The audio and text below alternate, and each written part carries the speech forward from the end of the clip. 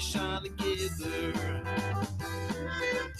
We can all just fall apart. We can live, we can love, yes, we can spark. We can give, we can know, we can die together.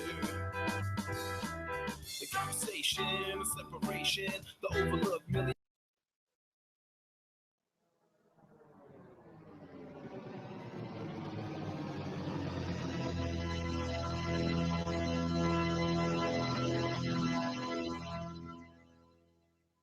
The following program is closed captioned for the thinking impaired.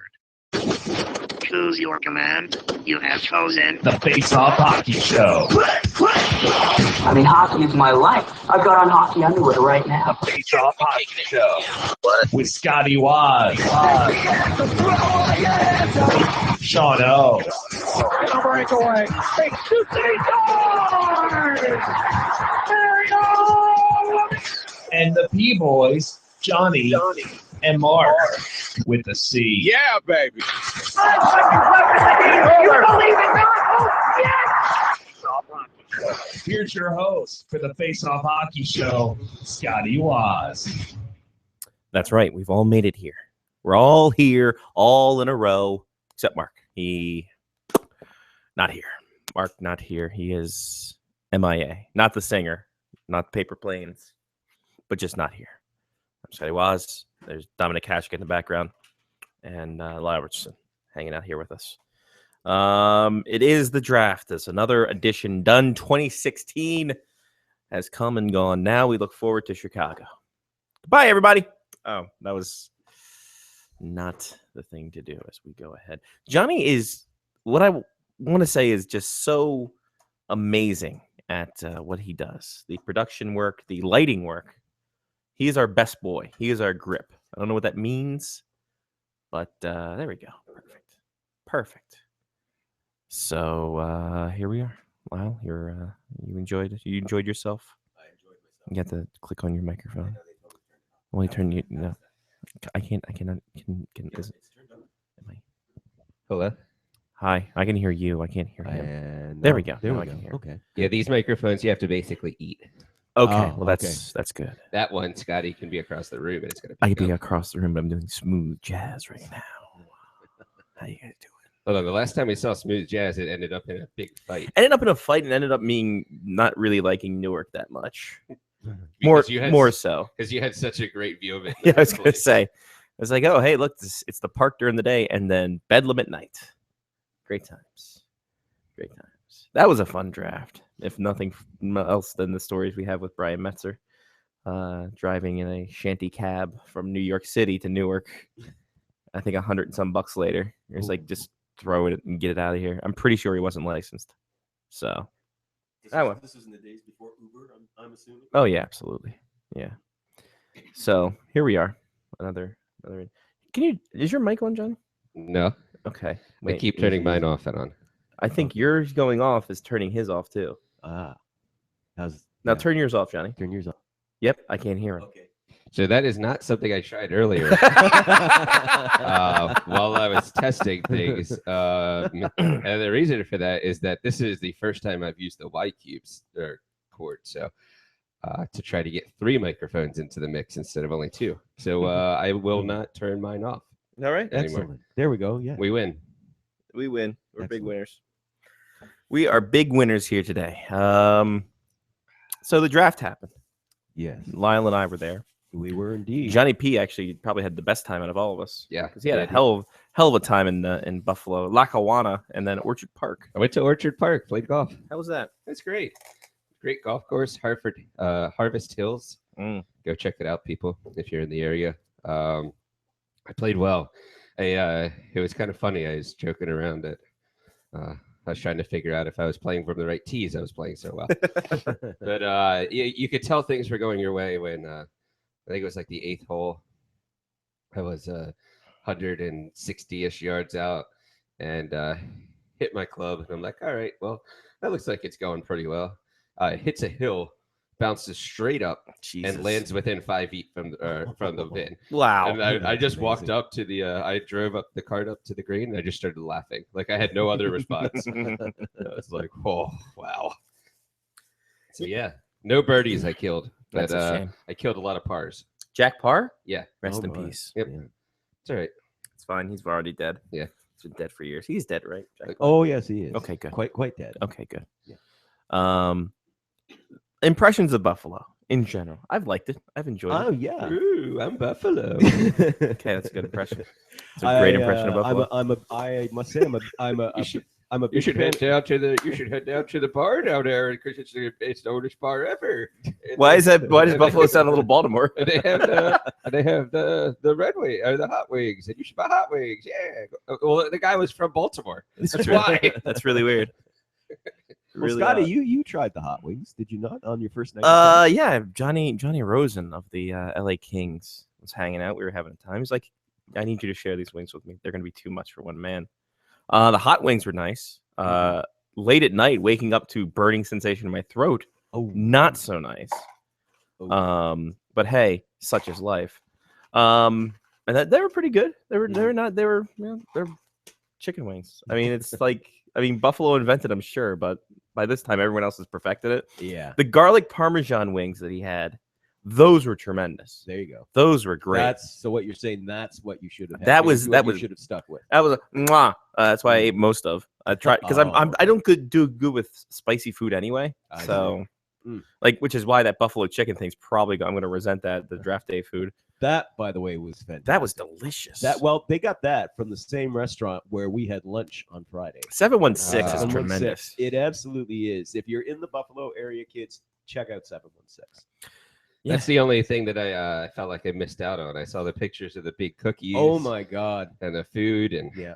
Ooh. But The cookies were bigger than most people's heads. they were as big as hubcaps. Yeah.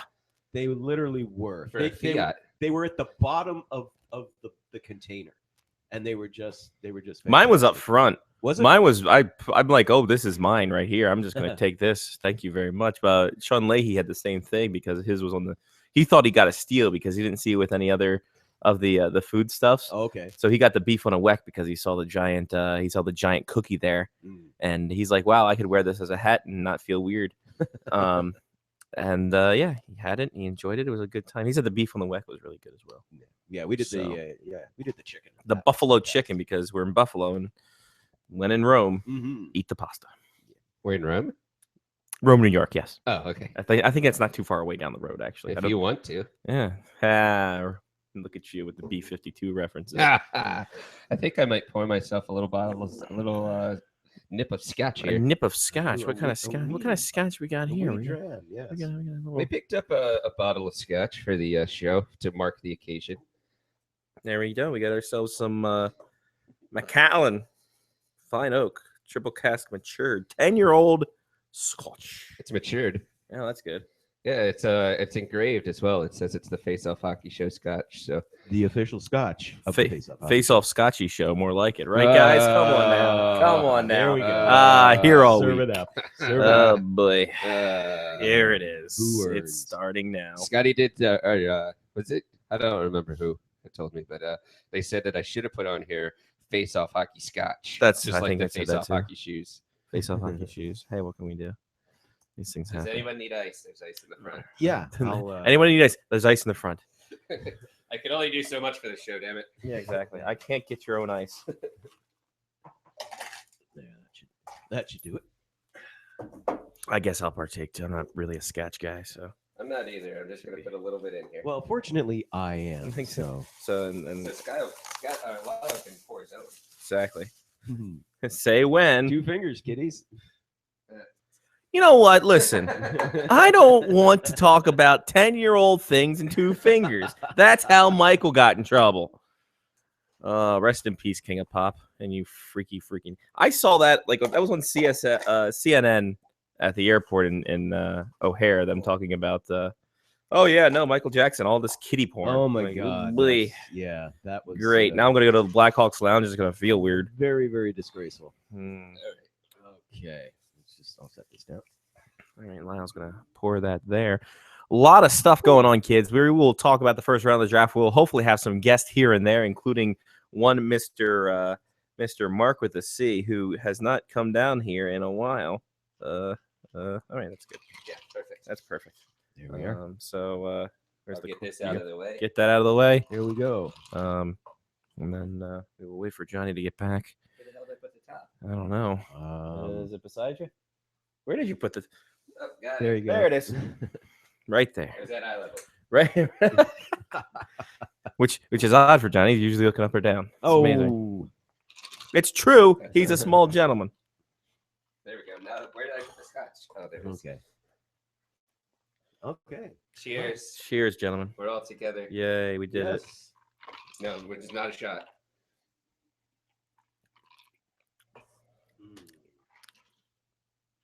It's not That's bad. some scotch. Yeah. That is some scotch, ladies and gentlemen. That is delicious as always. There you go. An Face excellent off. choice. Thank you. There you go. Oh, let's look at Just let that linger. that. Let that be the cranberries and just let it linger, there's Lyle. Nothing like a wee dram and a pint. I don't know what that means. That sounded sexual though. Well, if And we're that's not where- gonna have if that's that- where your mind goes. we're who not am I gonna- to stand please, in your way. Lyle, You take that train my- to Smut Town. You think my mind doesn't go out of Smut Town? I'm the conductor there. You kidding me?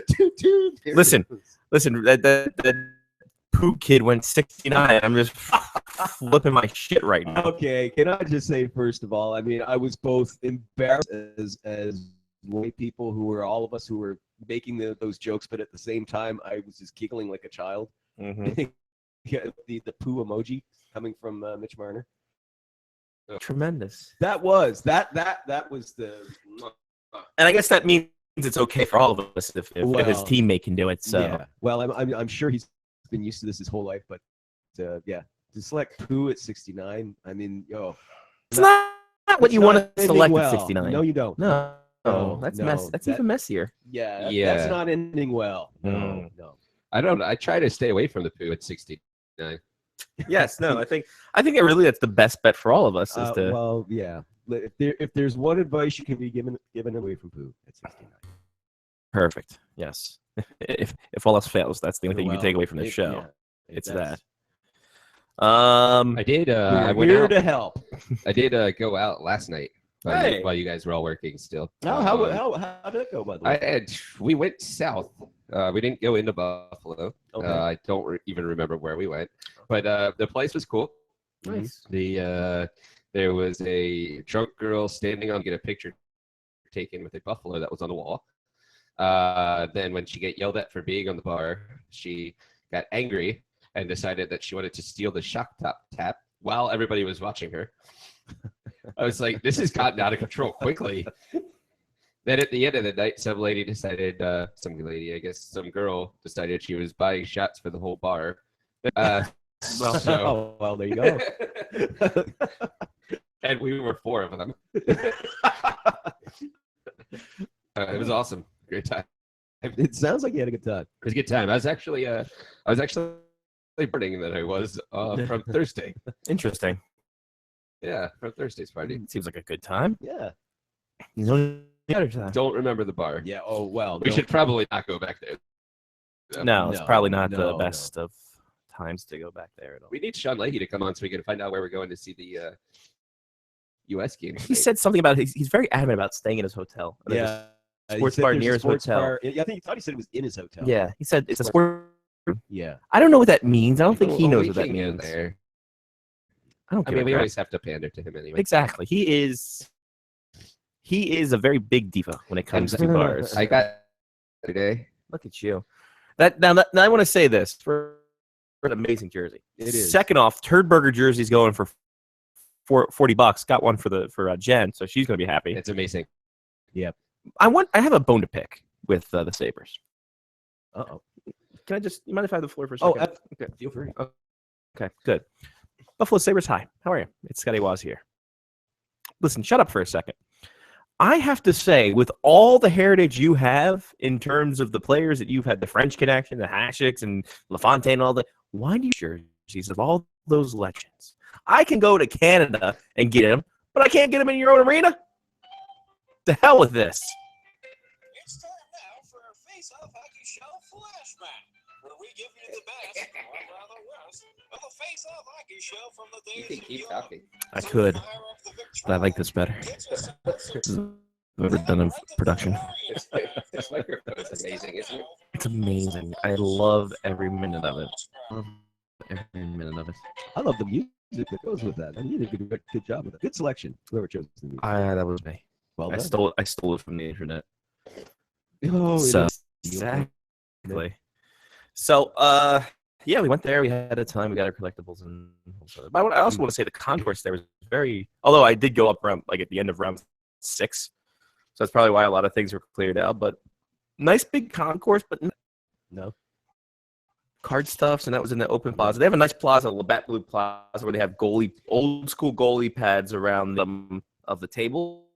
Nice. And across underneath the bottom of the bar, like the brown ones. And I'm just like, that's a nice accoutrement. There you go. That was well thought.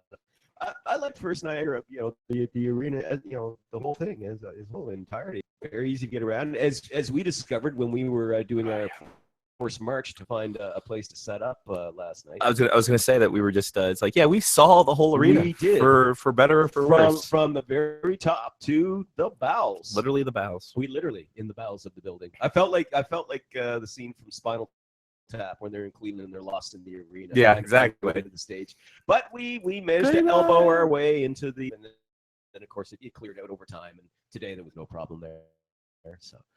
Yeah, but but otherwise, and yeah, I found everybody here in Buffalo, my encounters, quite friendly, very friendly people. Other than the whoever was doing the breakfast here in the hotel this morning, the complimentary breakfast. I went down at 5 after 6 to get breakfast, and she didn't have anything set up, and she was quite surly. Surly Duff. Yes. And so I just turned on my heel and went back to my room and waited 15 minutes and came back. So because she was bitching at some trucker who was asking for coffee, and she's like, "It's not ready yet." Wow. Okay, I'm gonna just back away from this confrontation in the making because I just don't want. You don't want to be the witness. No, this is not going to end well. Because that's the person who has to stick around the longest. Exactly. Well, yeah. Fortunately, there was no police tape, so either she dragged the body into the back room and the police haven't been called yet, or It's Lackawanna. Don't ask, don't tell. very good. They're out there. Yeah. We can. Well, yeah. Exorbitant amount of water. That's a crappy name. I figured that there would be a lack of water. Mm. No, maybe it's just a play on words. Maybe it's meant to be like lock. Okay. It's tremendous, sir. That was a great pun, though. That was good. That was a like, great pun. That was. Because I saw the same as your fabrication pun yesterday. Yeah, that took me a minute or two. See, it's too bad that stuff like gold like that isn't on the show. I know. We should have really periscoped our walk yesterday. We should have. It was very We should entertaining. have. Very and the weather here, I have to say, is fantastic. We really I'm lucked not out. somebody who handles humidity well, and I was so certain that it was just going to suck. And it's fantastic. Lovely breeze off the water. I mean, it's warm but comfortable. Well, let me tell you, it's better than Florida. Florida was a shit show last year. My God. I remember walking out of the arena last year, and my camera lens fogged up. I remember you saying that. I was asking you guys, so how'd it go? And you were like, well, my camera lens fogged up as soon as I walked out of the arena. I was like, oh. Yeah, it was not fun. No. Shooting through humidity, though, gives you a cool effect on your camera. You have a lovely sort of like soft focus all over the place. Everything, yeah. And Johnny, photos by Penthouse. Exactly. Johnny, you might remember this more, but did they ever pump fog into the arena for the first round for picture effects? Because they were doing that yesterday.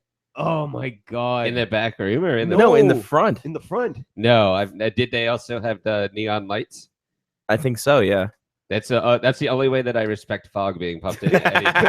It was hilarious because after the first round was over, we walked up to the meteorizers to catch up with Leahy and Wyshynski, and the place is this haze, this blue haze. It put me in mind of back in the 70s when people used to be able to smoke in arenas, and that blue fog just hung over everything.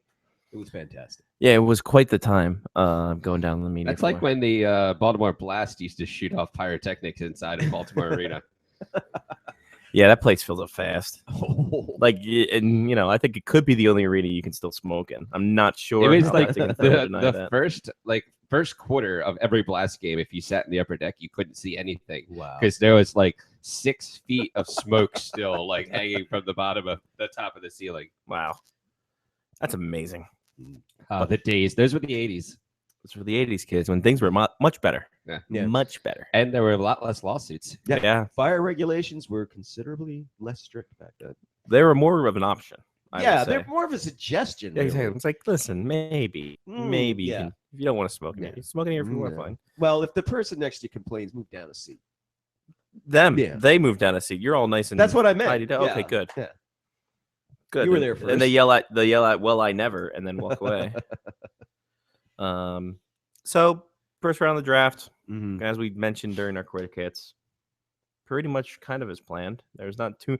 Well, after the fact, with the when it revealed that what was it, Pierre-Luc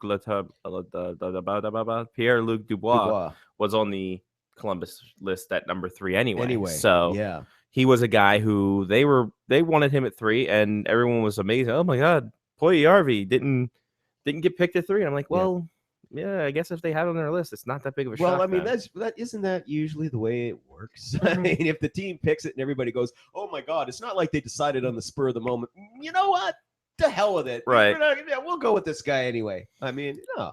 I mean, it was the biggest surprise in terms of selections. The very first one, he was expected to go no higher than, I think, 5th. Yeah. They thought that Vancouver would grab him, but no, Columbus. And as we said, I mean. Dubois can play any position, and so they can stick him into the center role there. Whereas Puljujarvi, specifically left wing, so trying to move him into that spot probably was going to be an experiment doomed to failure. Yep. So there's that Puljujarvi who coming off injury, coming off surgery. So he falls to the Oilers, which a lot of people said, "Oh my God!" So the Oilers won the lottery again. Like they need this kind of luck to have another power offensive forward like they have now. Sweet. Now they can start trading some of their kids. There it is. There you go.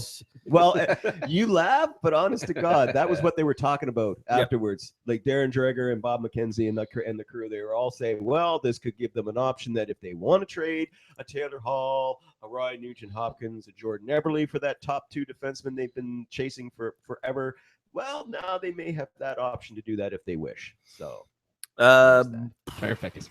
We had some trades. I saw that. I was following on the Twitter. You were following on Twitter. Look at you go. Yeah. What were the trades? Well, I was at the random bar. Well, the very first one, of course, was Montreal. Yes. Stepping up to the mic, and as soon as Gary Bettman said the Montreal Canadiens trade, everybody's assumption was it was PK Subban because the Subban rumors just dominated the preceding 72 hours. But it wasn't Subban. No, it was Lars Zeller going to your Washington Capitals. In exchange for a couple of picks, a couple of second rounders in 2017, 2018, and then the Habs turning around and acquiring Andrew Shaw from the Chicago Blackhawks and sending a couple of picks, second rounders their way. Now the question is, Johnny, your thoughts on Lars Eller? Your thoughts on this kid who's now going to be our third line center? I respect a lot of people named Lars. Okay. You mean as immediately come to mind when as a hockey player? You mean? I was saying drummers who hate file sharing. Yes. Yeah, but I don't know. I think he's a good hockey player. I think he's fast. I think he brings more speed to the Washington Capitals, which is obviously what they found out they needed. And hey, maybe for the first time in 25 years, the Caps will have 3 centers. Yes, maybe. Well, they do. Maybe, but let's not agree with it too much. I mean, let's not. But say. he is going to be playing for Barry Trotz, and of course, Trotz has a way of bringing out the best in his players. So perhaps Eller will reach his full potential because you mentioned the point, Scotty, that he did seem sort of stifled. Yeah. Playing for Michel Therrien. Of course, a lot of people seem to be that way. So that's the running complaint about Michel Therrien. But anyway, as a Habs fan, we're stuck with him. So, There you go. Andrew Shaw. Now they're working on a deal for long term. What can we expect in terms of that contract? Because I hear 6-7 years. Really? Yeah. They're looking at initially I was hearing 5, but it came out today that they're looking up to 7 years. The reason that the Blackhawks traded him was apparently he was seeking $4.5 million per season. Now, I don't know if the Habs are going that high. Wouldn't surprise me if they did, but maybe they'll offer him, 7 years for term, and we'll give you, say, 3.8 to 4. But he's definitely getting paid. But let's hope they don't overpay because as good as he is, of course, still a third-line guy. Yep. Decent hands. He's an agitator. He's a physical guy. He has championship experience, having won 2 cups with the Blackhawks. But got to be careful on the payment plan. So it'll be interesting to see. But yeah, 7 years, up to 7 years is what they're looking at in terms of term. Well, that's the max they can get anyway, because he's not. Well, no, they could go go 8. to 8. They that's could right. go to 8 because he's a restricted free agent in their property now. So yeah, they can go as high as 8, but apparently they want to go to 7. Well, he's 24 years old, so that'll bring him up to 31. 31, yeah. Give him 8. Give him 8. Give him 8. So there was that, and then we had a couple more draft picks because that what's happened in the draft. Olli Juolevi from London was the Vancouver Canucks pick, a defenseman. 42 points in 57 games for the London Knights, Memorial Cup champions there. Interesting selection, but defenseman is defenseman. Well, they had needs at both the Canucks. They had it both on defense and at forward. So they decided, well, we might as well start with the blue line and build our way up. So but it's a good selection. I mean, Sure. You can't go wrong with the kid. And then the Flames had themselves a little show. What happened? They have Sean Leahy. It's Sean Leahy here. Hey, Hi, how you doing, buddy? Hey, boys. Did they let you? They let you out of the arena? They kicked us out in handcuffs. Weird. Yeah, It's kind of an odd situation, but I feel like that happens often in Buffalo. Let's be honest.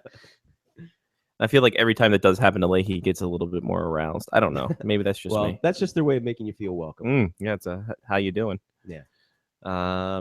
We're just about to talk about the Flames and Matthew Tkachuk and then Brian Elliott coming to their team. It's going to be great. I love the fact that his Twitter handle is Tkachuk Cheese. you have the best Twitter handle in the business. That's for sure. Absolutely. But in reviewing of this, Sean, what did you think of the first 5 picks of the draft? The tension seemed to be mounting after Austin Matthews surprisingly went number 1 overall. Well, I mean, certainly the Blue Jackets threw a little monkey wrench because everyone pretty much had going Matthews Lane and Puljujarvi, right? And then all of a sudden he says Pierre-Luc Dubois, and you heard the whole arena go like, "Wow, what?"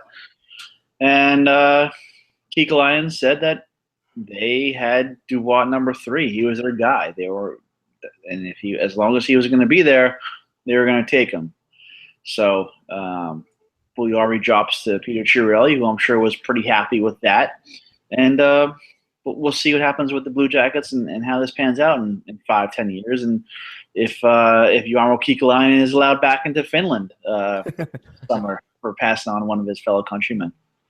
Yeah, that's another nice little interesting thing. Why did he not like Finnish guys? Why is it like? Because he doesn't seem to take Finnish guys ever. I don't know. Maybe that's maybe. Good question. He said it wasn't anything. He was asked if there was something that they knew that we don't know. And he said it wasn't negative things. So who knows? They actually came out like he speaks Finnish. What is the reason? It's funny. The Kekalainens and the Puljujarvis have a long history back in Finland. It dates back to 1632 when they know what happened. Yeah, it's basically like the McCoys and James Hetfield. The Hetfields. James Hetfield, yeah. Yeah. Sean, I'm just curious what your reaction was with the Lars Eller going to Washington and the acquisition of Andrew Shaw by the Canadiens. When Brian McClellan says he's going to do something, he's going to do it, and he doesn't. He wanted to upgrade their defense a couple years ago. He gets Orpik and Niskanen last year. He wants to improve on the right side. He gets Justin Williams, trades for TJ Oshie. This year, he wanted some help on the third line. Gets Lars Eller. So when Brian McClellan has his exit interviews after every year and kind of lays out his plan for the summer, you can pretty much expect it's going to get done. So it's going to be a good third line presence for him, and I think Eller's going to.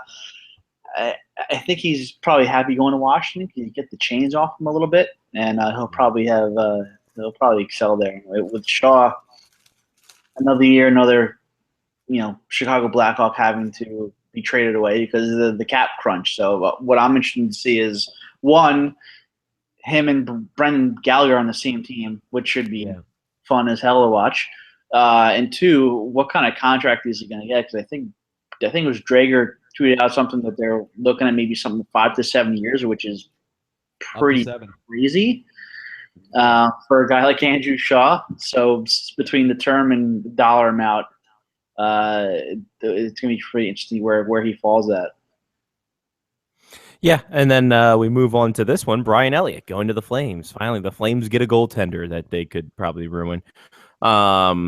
So with that one, I mean, obviously they need Brad Living needed to go ahead and figure that out. He needed to figure out goaltending because that was like a number one priority. Is this the guy now, I suppose, to take them to some kind of thing, or at least be a stopgap until John Gillies comes up? Sean? He's the stopgap. I mean, Gillies he's still a couple years away. He was hurt this year. I think it was a shoulder. No, it was a hip. Hip, okay. It's just what you want in a goalie, having hip surgery. At 21. 21, yeah. But yeah, I mean, Elliott's a good stopgap guy. He showed what he can do in St. Louis, working in a mostly somewhat of a tandem with Jake Allen. And I don't know if it was out there or if someone reported it, but the whispers were that Elliott quietly asked to leave just because he wanted to be a true number one somewhere and not share time with Jake Allen. So he'll certainly get his chance there in Calgary. It's going to be a different situation. He'll probably have an early spring next year compared to if he was still in St. Louis. But certainly Calgary's better in goal for at least the next couple of years. It's just a matter of feeling out the surrounding guys like Monahan and Gaudreau with some talent to take that team to the next step.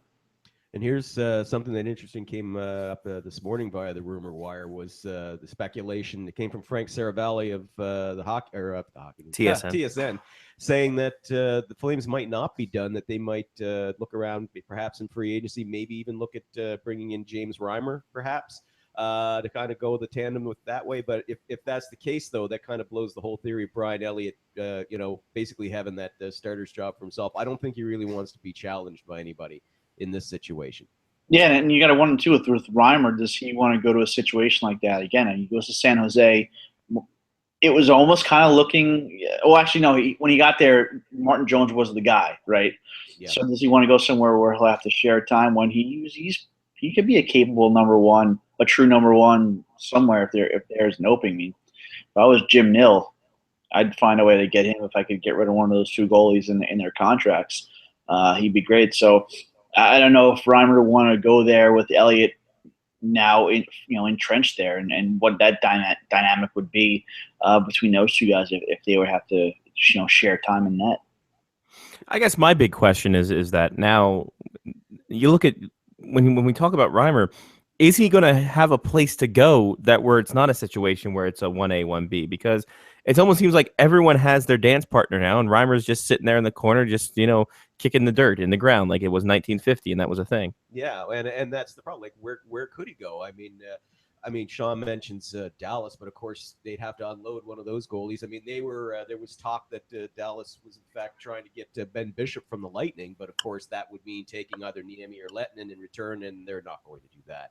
So where would Reimer go? I mean, could he go to Buffalo? Maybe. I mean, I know they've got their sights, and their hearts set on Robin Lehner, but does he go in there as a backup situation? Does he even want to go anywhere in a backup situation? He might not have any choice.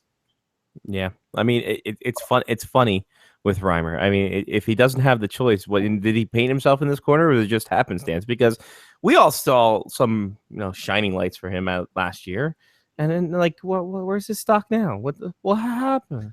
It fell quicker than the British pound. Oh no! Oh man, we're getting political. And oh boy, with landing spots for goalies is a lot of these teams have guys already there that have a couple years on their contracts left with some money. If like Arizona, I'm sure they would like to see someone other than Mike Smith in goal there. I mean, Louis Demick had a great year, but Carolina as well. Eddie Lack didn't really work out last year, but they just re-signed Cam Ward. But you'd probably take on James Reimer if you could, but with these teams would want to probably give one of those bad contracts back on the other end, but they'd have to add a sweetener for the other team to do it if they're going to try and dump those deals. So It's gonna be interesting to see where Reimer is, because, like you said, there's a situation right now where he probably can't go anywhere to be a true number one, at least to start the season. He's gonna have to go with a 1A, 1B tandem for the most part. Well, I mean, if all else fails, Boston needs a goalie. So I think we That's can true. get him up That is there, true. The running and gag will never we will die. keep it going, Lyle. We will keep it going until just we end this show.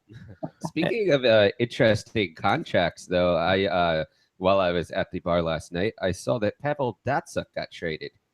Mm-hmm.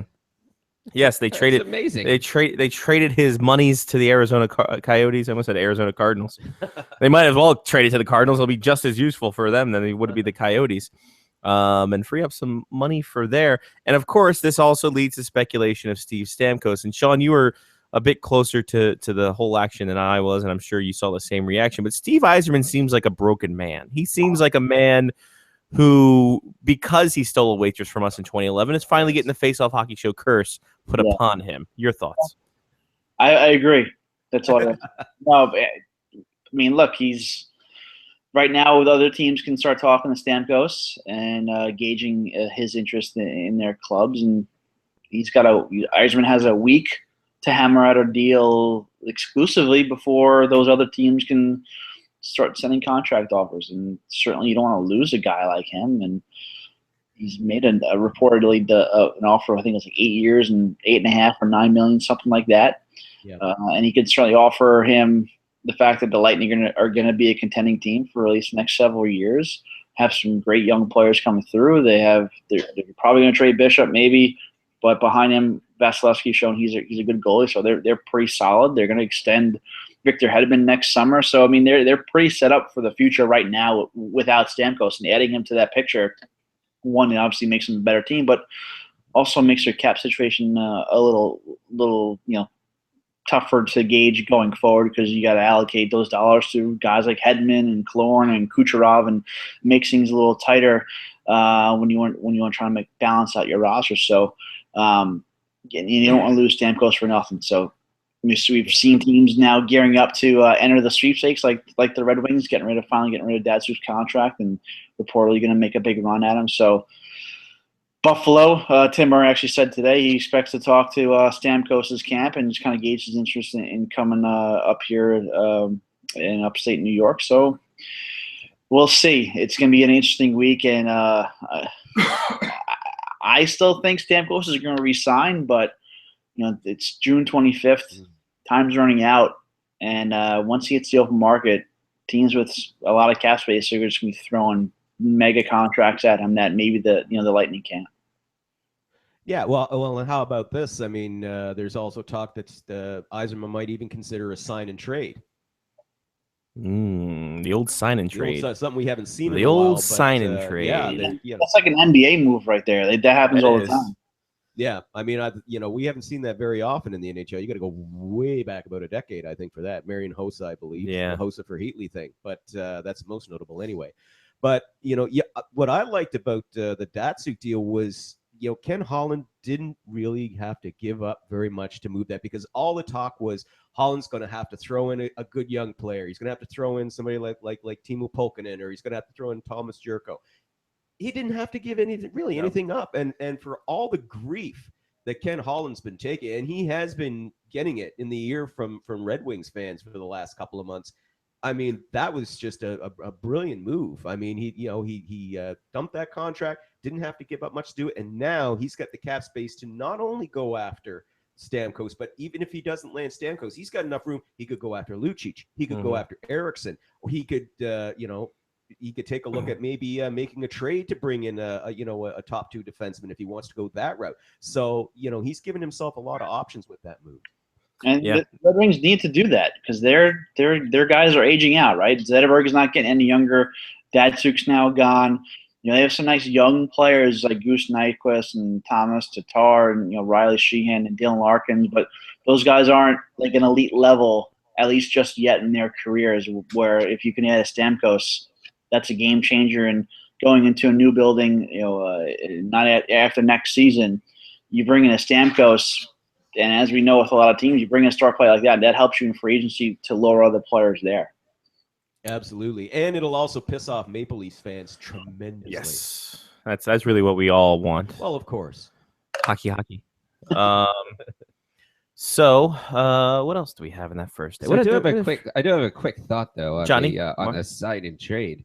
What will be the thought if Yzerman signs Stamkos and everybody's like, oh, all right, well this is done, and then 3 hours later it's like, we traded him. Well, you sign your guy, he could give him that extra year. He could give him 8 years as opposed to another team. Yep. That's his own guy. So that's the basically that would only happen if Stamkos is like, screw you, I'm not. We're not gonna. I don't want to be here. We'll sign your. We want your big, the big contract, but we're not going to be here. So that's the one way there, where if Stamkos wants to, he can help out, the Lightning, getting assets in return. But obviously, he doesn't really owe them anything. If some team wants to give him a big deal, he's going to take it because he's got to take care of himself. I, for one, think he owes them a lot. That's just my hot take. Explain the logic behind that hot take, Scotty. I'm just going to say, let's be completely honest. Their marketing scheme said seed Stamkos right from this get-go. I mean, they fucked themselves in this deal. It's kind of true. Well, I think that was a precursor to Barry Melrose handcuffing him to the bench for the first part of his career, where he was barely on the ice, so you couldn't really see him out there. So that's why they had asked, Poor Steve Stamkos. I almost feel bad if he wasn't going to make millions and millions of dollars. Poor Barry Melrose. Poor Barry Melrose. Because he's off doing like little 30 for 30 spots about the guy who does the East 60 spots about the guy who does the Minnesota that was hair great. thing. That was a great segment. It was great, but I was tired of him yelling, "That's my boy" to every guy there. It's like Kornheiser or Wilbon. I was just like, enough. That's a spicy salad. Jesus, that guy right there. Then the first day happened. The rest of the first day was happening. I don't know. I'm trying to think. I'm just looking through the list. There's a lot. Alexander Nylander going to the hometown, the Buffalo Sabres. So now brother against brother matchup with Toronto, as if the rivalry between the Leafs and the Sabres hasn't been intense enough. I mean, now you're going to see brother versus brother. It's going to be great. Oh, yeah. It's going to be fantastic. That's a selling point. The touching moment of the first round was Tyson Jost and Jost and his grandfather. Yeah. His grandfather going to tears. That was a great story. If you didn't feel at least a little bit of welling up from that, then you just don't have a heart. Well, then I got to see my cardiologist. Yeah. Scotty's heart shrunk 3 sizes that day. Exactly. And then the Carolina Hurricanes. What was that? All right. Then the Carolina Hurricanes went ahead and picked another defenseman because they didn't have enough young prospects in their defensive ranks. Although they drafted, I think, 2 straight in the past 2 years. Carolina is screwy to me. I don't know what to think about them. Like it almost looks like they want to advance as a state or just the hockey. I think as a state too. I mean, as a team and a state. As a team and a state. I mean, re-signing Cam Ward, who, his best years could be behind him. And the United States, that one is still, I don't think anybody saw that coming. No. Really, to be fair. I mean, everybody was looking at Carolina as a landing place for Fleury or Bishop or James Reimer, as we talked about. And they turn around and pull a nice little WWE swerve on us, and they bring him back. Good Lord, that's Cam Ward's music. And he's back for 2 more years. So a little odd. But your point about defense, I mean, they are just stocking, and they've got a lot of good young defensemen there. Some of them, hey, maybe they could be used for trade bait. Maybe this will start ramping up those rumors out of Edmonton again about, they'll get Justin Falk for a bag of pucks to come in and fill that role for them on the Oilers. I don't know. Yeah, that's the thing. In the first round, if you're picking, Carolina was like top 15, so there's good players there. So you're at that point, you're not picking for need. You're just picking who's the best player available according to your scouting staff. So if it happens to be a defenseman, so be it. And like you said, I mean, they got some nice young D coming up, and that's going to be good for them going forward because there's certainly plenty of teams around this league who could use some D-men.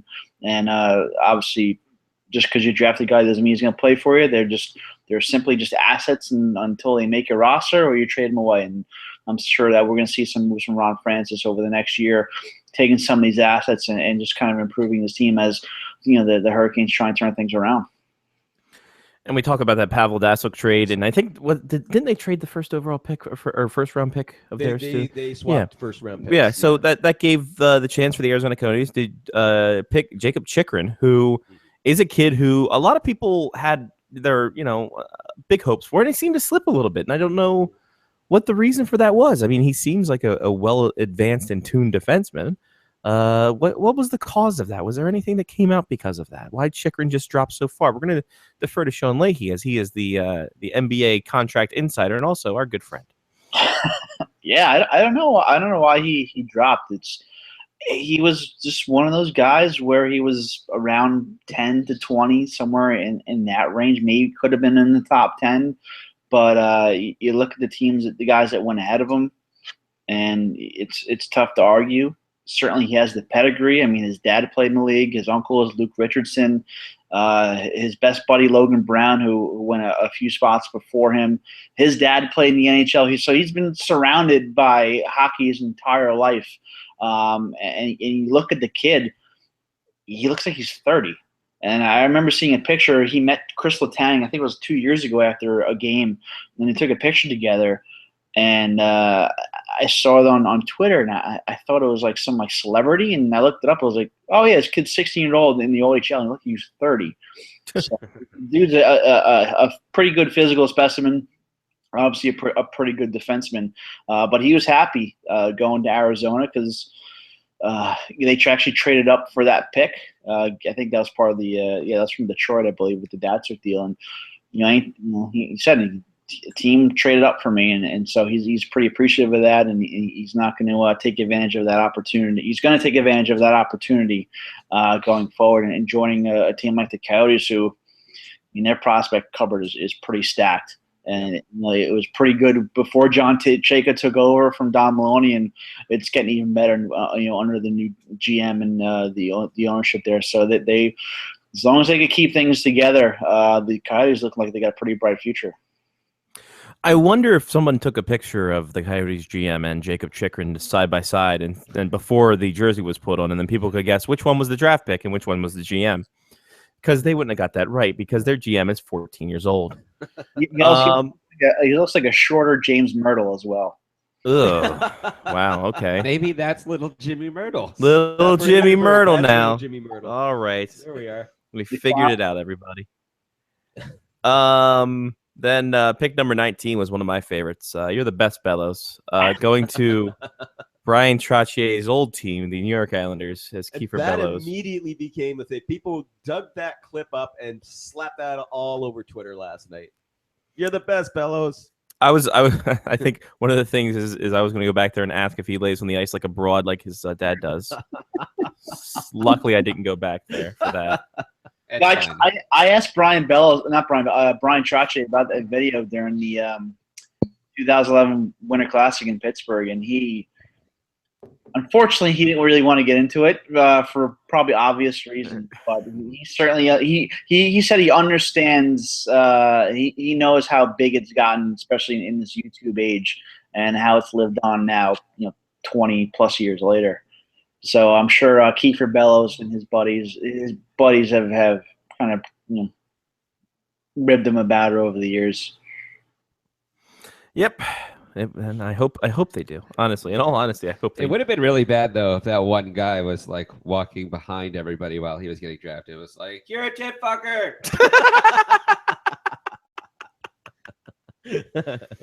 I would have loved to have been that guy. Oh my. Oh. The Hurricanes making a little bit of a splash again. Julian Gauthier from Val d'Or get picked. Good young right winger. A lot of solid scoring ability. I think it's going to be good for them. And it's another person that Sean O'Connor can enjoy from Val d'Or. Another guy who dropped down, Max Jones. Max Jones was a kid who I think was supposed to go mid-20s. He went down to the Ducks in that mid-20 role. But a lot of people were wondering what the hell why the hell he dropped. I guess the question, you can ask that question for a lot of these guys. Why do they drop? Why are these? What are they thinking? But a lot of these things, I mean, yeah, sometimes it can be, a result of the interviews that they have, or with their performance over the second half of the season, and how the scouting reports all match up. And sometimes it's just a case of need. It's just the team's need, and they took that guy. He's off the board. We thought he was still going to be here. Oh shit. Okay, well we'll take this guy instead. And these guys just wind up moving down. I mean, Chychrun, was a perfect example. I mean, in my mock draft, I had him in my top 10. And, so yeah, I was surprised to see him fall at least as far as he did. I figured, okay, I've got him. I believe I had him around 7. But I, would have figured, okay, between 7 and 12, that's where he's going to come in. And, when he wound up going as far as he did. And that was being noticed quite a bit, too, of how far he was dropping. Yeah. I mean, people were worried, oh, Jesus, this is going to be a case where this kid sinks into the 20s. It's Angelo Esposito territory at that point. Yeah. And look at him now. I just figured out that if Lyle goes off on tangents, I can cut his mic like this. Perfect. Johnny has the control to cut his mic. So I must keep it to 10-second clips. Got it. It'd be like I'll play music in the background, and then Lyle will know what he. Lyle, it's 2016. The era of the hot take is just boom. You got to get it out quick. 10-second quick. Okay. Hot takery. We're gonna serve up hot takes. It's gonna be amazing. Then Ryan Johansson's brother goes to the Capitals. Tage Thompson goes to the thing. Riley Tufts, all these other guys. Sam Steele, who has the best name in the draft of the first round. Absolutely. goes He 30th should be in overall. a Mountie outfit driving a dog sled of Huskies. Interesting. Yes. That's- Sam Steele of the Northwest Mounted. Sounds like a porn name. Yeah, it does that too. Well, That's your favorite movie now, isn't it? That's where your mind goes. Hey, go with God. That's all I say. Exactly. I've ruined League of Their Own for Sean on. Not watch it ever again, thanks to Johnny. Which, by the way, I have to say, but while we have this interlude, Thursday night was a blast. Thursday night was a trip. It was good to see Sean Leahy once again in person. As I don't get to see him as much because in person in a few hours. Yeah, you're gonna see me. We're gonna see each other in person again. It's gonna be great. Lyle's gonna be there in full effect. Johnny's gonna be there in full effect. I will. I probably Mark with a C. We're gonna get Periscope and we're gonna put Mark with a C there so you can berate him. Oh, I can't wait.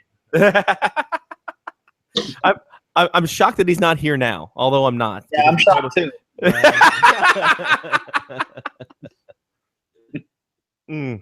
That guy. But yeah, Thursday was really cool. So thanks to the Puck Daddy guys and the Merrick versus Wyshynski and whatever other podcast Mr. Wyshynski has that was involved in that. Right over here if you want to say hi. Hi, Greg.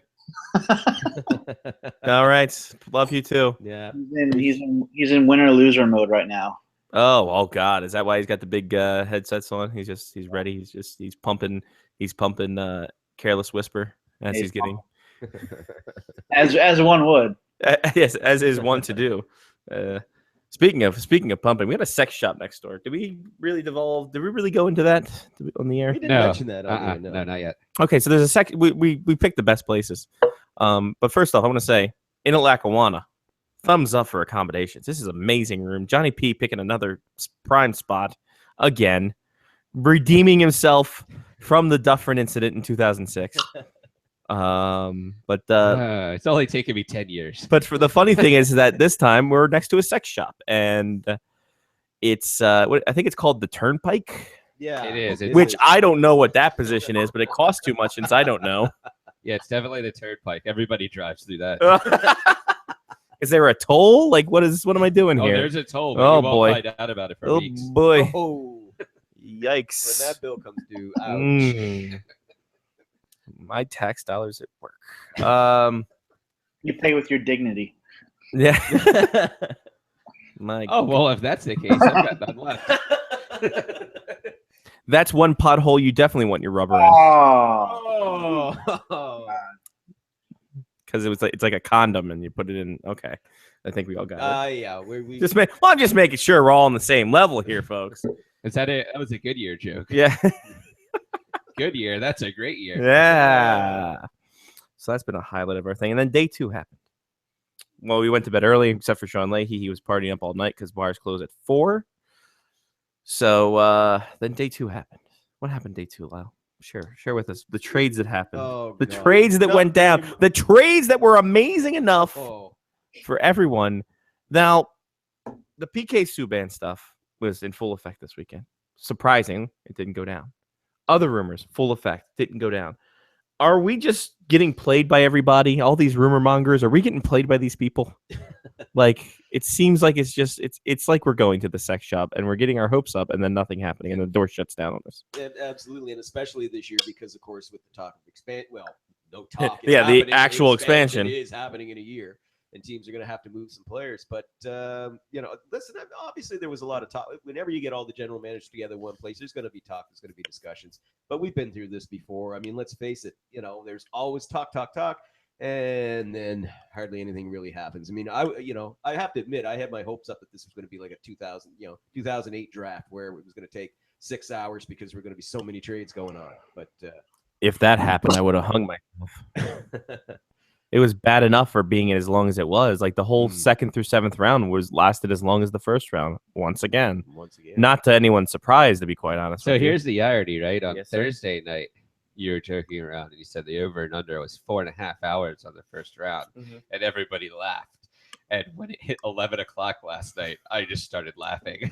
When it hit 11 o'clock, I'm like, well, I feel vindicated now. I'm like, we're moving into our 5th hour. Marathon coverage. yeah. Oh, my goodness gracious. Biggest deal of today, though, was just the Kulikov trade. Yes, Dmitry Kulikov going to, I can't remember. Going to your Buffalo Sabres. That's right, the Sabres for Mr. What was that sound? I'm getting. We have a visitor. I'm getting. Mark's telling me that Lyle's mic needs to go up a bit, but that just means he has to get it closer to his mouth. How about that? All right, you have to eat the microphone. I have to eat the mic. Mark, watching the Thank you, show, not participating. Is that what I'm hearing? Is that what the translation is? Mark, we sent you an invite. If you want to show up, please, by all means. You're part of the show too, brother. But anyway, Kulikov going for Mark Prisk. And a couple of picks. And Kulikov, the Sabres are slowly becoming contenders now. I mean, like they're building to be contenders. Yeah. But I guess the question is what happened in Florida with Kulikov? Well, I mean, obviously, 2 factors. First of all, the acquisition of Keith Yandel and re-signing him.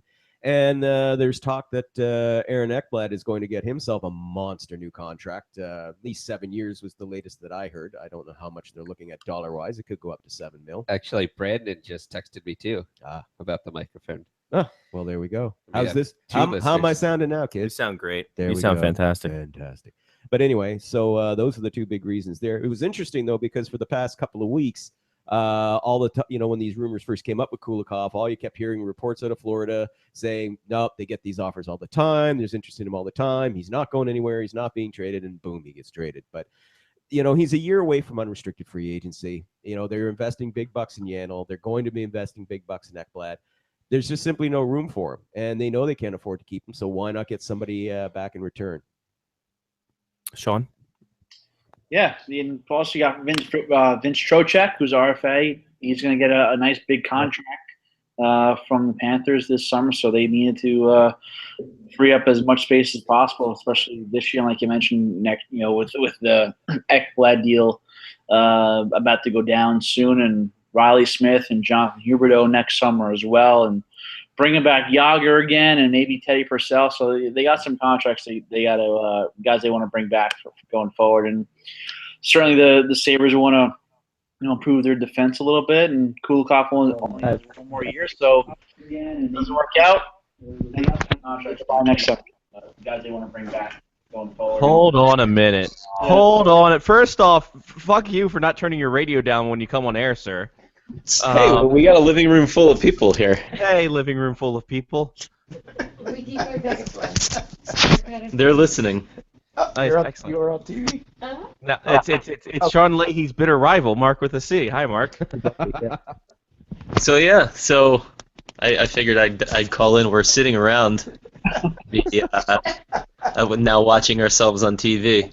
Am I eating the mic sufficiently now, Mark? Am I eating the mic sufficiently now? Yeah, I can hear you loud and clear now. Awesome. God, I hate phallic symbols near my lips, but thank you.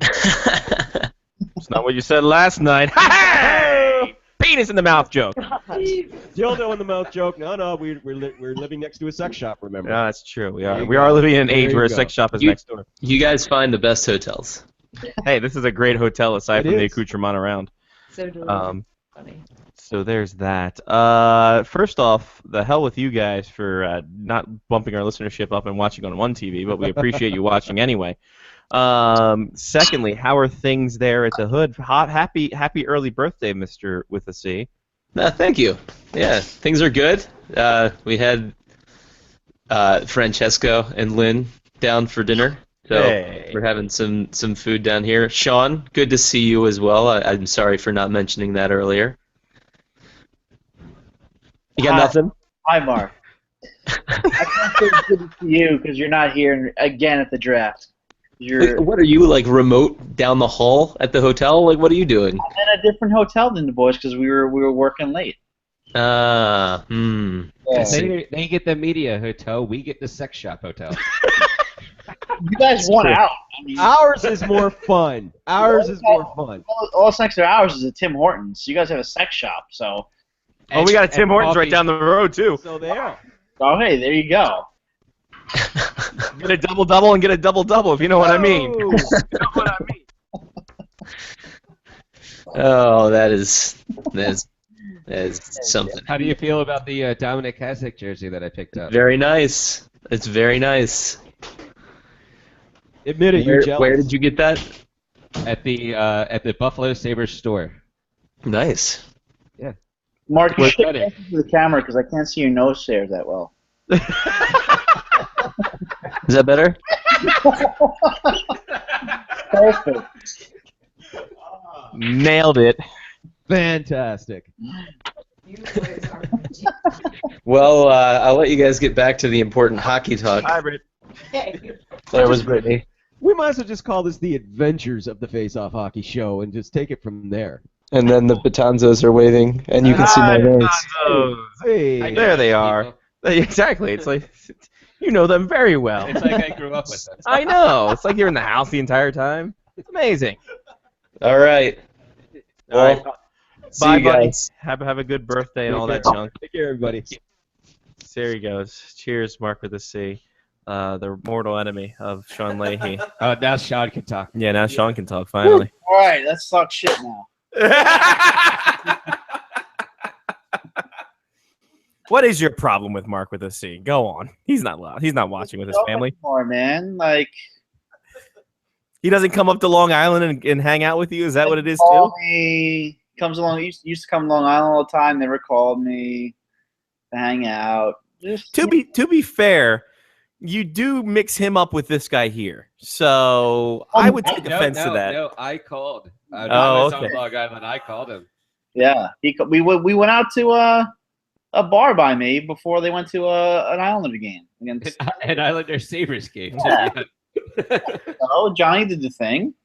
He knows what's up. This is going to be the eternal struggle until Mark shows up for the Washington, D.C. draft. That's never going to happen. That's what's pissing me off because I've got at least 2 places to stay, and yet no draft in Washington. Come on, Bettman, get on it. It's fine. We'll still find a hotel next to a sex shop. Well, and I'm counting on that. I know plenty. I am counting on that. It's called my hometown. So, Glen Burnie, Maryland, shout out. So yeah, the Patanzo Leahy battle still rages on. Continues. I have to say, it's one of our best battles. It is. It's better. It's better. McCoys. Yeah, it is. It's James Hetfield and the McCoys, and then we're good to go. And then it's almost as good as Eric Francis versus me. And well, that's a feud he doesn't know that's going on. exactly, See, that's the the problem. best kind of feud. No. Come It's on. the greatest kind of You feud. both got to go. Listen, he's got things to do. He's got morning radio. Oh wait, no, he got fired from that job. Too bad, jackass. Hey, shockingly enough, he wasn't here this weekend. What a trooper that son of a bitch is. Anyway, Jack Campbell got traded. So the hell with that guy. The Stars just said, you know what? The hell with you. You haven't moved up in the world. Can't get it that. You know, Well, you actually when you were sober, you mentioned that sober. you I've had half a beer. Yeah, but you're talking like that. The hell with that guy. Because I'm talking because I'm so enraged that Mark is not here and Sean Leahy's at a hotel in a remote location in Istanbul. So Not Constantinople, but it's no, exactly. That's nobody's business but the Turks. Indeed. But we had talked about that earlier in the draft. First of all, it was kind of a surprise, but then we sort of looked at it and well, not really, because he'd struggled so much with the to move up. Yeah. He was expected to be the guy and wasn't the guy, and that left him to rely on Letton and then bring in Anthony Niemi, and of course, all that did was create a mess of cap space. So he's gonna. Well, I don't know how much of a chance he gets with the LA Kings. He'll get a good chance because they have no goaltending depth. Patrick Bartasek obviously has his issues. They had Peter Budaj is basically Budaj is going to probably might be the backup next year if he wants to be in LA. So it's really Ontario, because he's going to be there. He's going to be that guy, and it's going to be a less schedule for him. So maybe that helps. He can actually develop more practice wise. And their other goalie, Alec Dillon, just had like 2 knee surgeries in the past year. So I don't think they're going to worry about him anymore. They're going to let his his rights lapse and make him go back into a free agency thing. So, but that wasn't really the biggest surprise of today. Was the Lightning? Yes, the young defenseman who's Anthony DeAngelo. Thank you. Going the way, but it seems like as they talk to generic Joe Smith of the Tampa Bay Times that Father Lou DeAngelo said that it was best for everybody. They want to be in the NHL, and they think getting away from Tampa Bay is the best way to do it. What was your take on that, Sean? Because that was the surprise move I think of today was that trade. Yeah, first round pick was 2 years ago. 2 years ago. Felt the way he had some issues, some issues before he was drafted. He had some issues after he was drafted. So this is probably just the Lightning just cutting themselves off from him, and hell, they got a second round pick for him, so not a bad deal for the Lightning. But he does have very good skill, though. He's got a very good skill set. Yeah, but his defensive, and he's going to a team that doesn't have good defensive depth either. So he's going to a bad situation, from a bad situation to almost a worse situation, because they're a kid in Alex Grant who played for the Springfield Falcons, which was the Coyotes affiliate, top 4 in scoring for the team, minus 34. So you can tell their defensive zone coverage is probably not the best of things. Only one active defenseman was in the pluses, and the team itself was just a tire fire, which is why they moved to Tucson. And then, of course, we had Kirby Reichel. Yep, right at the end of the draft. Finally, he gets finally traded. getting out of there. He was in trade rumors going all the way back in November. He was actually linked to Chicago and Montreal at one point, and he's going to Toronto. The interesting takeaway from that is that I learned that he doesn't need waivers to go down to the AHL. No. So I wonder if they're going to stick him in the AHL, he's going to get frustrated again, because that seemed to be his modus operandi. So what the hell's happening there? It looks like a pillow fight's about to take place. Why is he going to hit him with a pillow? Greg's just getting that's all. Well, I want Greg to put the pillow next to your face to see which is whiter. Whoa. See if we can blend you out in all of this. I specifically chose the side of the room with the darker wall color, so you guys could see me for a change. And the fucking desk.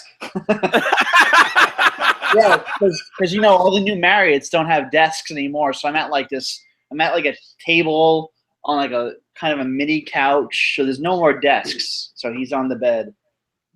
We've got 2 desks. I don't know how we. Yeah, we have a mini desk and a full size desk just in case you have a child. Yep.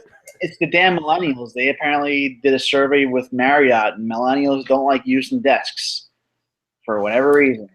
15 reasons why desks are overrated. Number 11 will make you shit your pants. Let's be honest. There's a lot of things millennials don't like. Exactly. Cleanliness. Well, make you shit your pants too.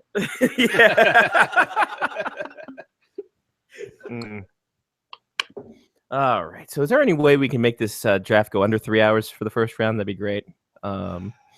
That's what I don't want to. No trades. No trades. Gary Bettman just comes up at the very start and says, "We will have no trades to announce. You're on the clock. Begin." There you go. And done. Any takeaways from? It starts with teams using the entire 3-minute allotment, like the Leafs. They used all 3 minutes.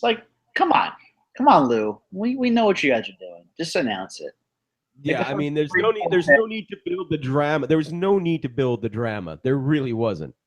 Unless you're sitting around waiting for some blockbuster offer that's not going to come. Just make your pick. Yeah, really. Somebody runs down the aisle just as they're going out and says, "Wait!" Peter Cheer diving after Lou Lamb. No!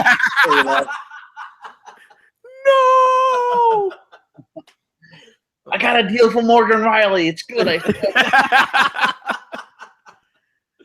Oh my! Good times. Way to go, Lou. Way to be. Well, and of course the dreaded commercial breaks as well. Yeah, that's good the old big commercial one breaks. too. But the commercial breaks. See, I like when Jim Gregory's. He's no nonsense when he's up there. He's 407 years old.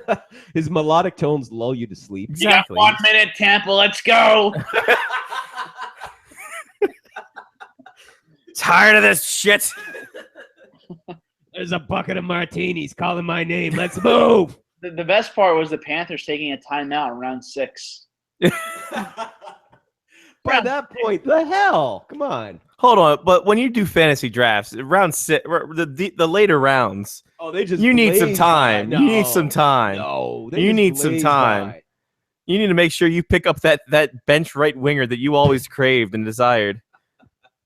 I'm gonna do that now. Next to last round, I'm gonna in Leahy's pool. I'm just gonna go ahead and just take a timeout and just take as much possible before I take like. And speaking of fantasy drafts, there was that point where somebody took a goalie, and then there was a big goalie run. It's like when the first person makes their kicker. Yeah, exactly. No, absolutely. Everyone else is like, I gotta take mine now. I gotta get Steven Gostkowski. See, and then I'm the person in fantasy football drafts that's like, 3rd round. Hell yeah, I want a kicker. Let's go. Let's make this happen. Yeah, it gets you some points. Johnny's got the first overall pick. He's taking Sean Sussman. It's gonna be great. Like Adam Vinatieri, he still kicks. Sure. He's still go. He used to be fantastic. He's trying to find Morton Anderson on the list. It's never a good idea to draft based on name recognition. And one of the Grammaticas, whichever one injured himself celebrating. Oh, you know how sad it is that I know more kickers' names in the football in NFL than like other players. You're a big footy fan. I'm not surprised by that. I like how you said I know more kickers in the football. I know. Like you were a 75-year-old man. Oh, I know more kickers in the football. I remember when the football used to be played with no forward passes. Oh my god. Any big takeaways from this draft that we didn't expect? I mean, like, was there anything that just stood out in all of this? Aside from the U.S. thing, I think stood out a lot. Yeah. Final numbers, by the way, I think was 89-52 Canadian versus American overall. But you had 12 Americans selected in the first round. That is a new record. New record, everybody. And you heard a lot of the U.S. national development team, and I wonder, is this if the college route is the way Canadian kids are going to start going? Because I think the U.S. college route has been increasingly better over the years, and I think it's getting a lot more notoriety from CBS and ESPN. That some Canadian kids could be lured by this because it's showing on TSN because they have no other goddamn programming.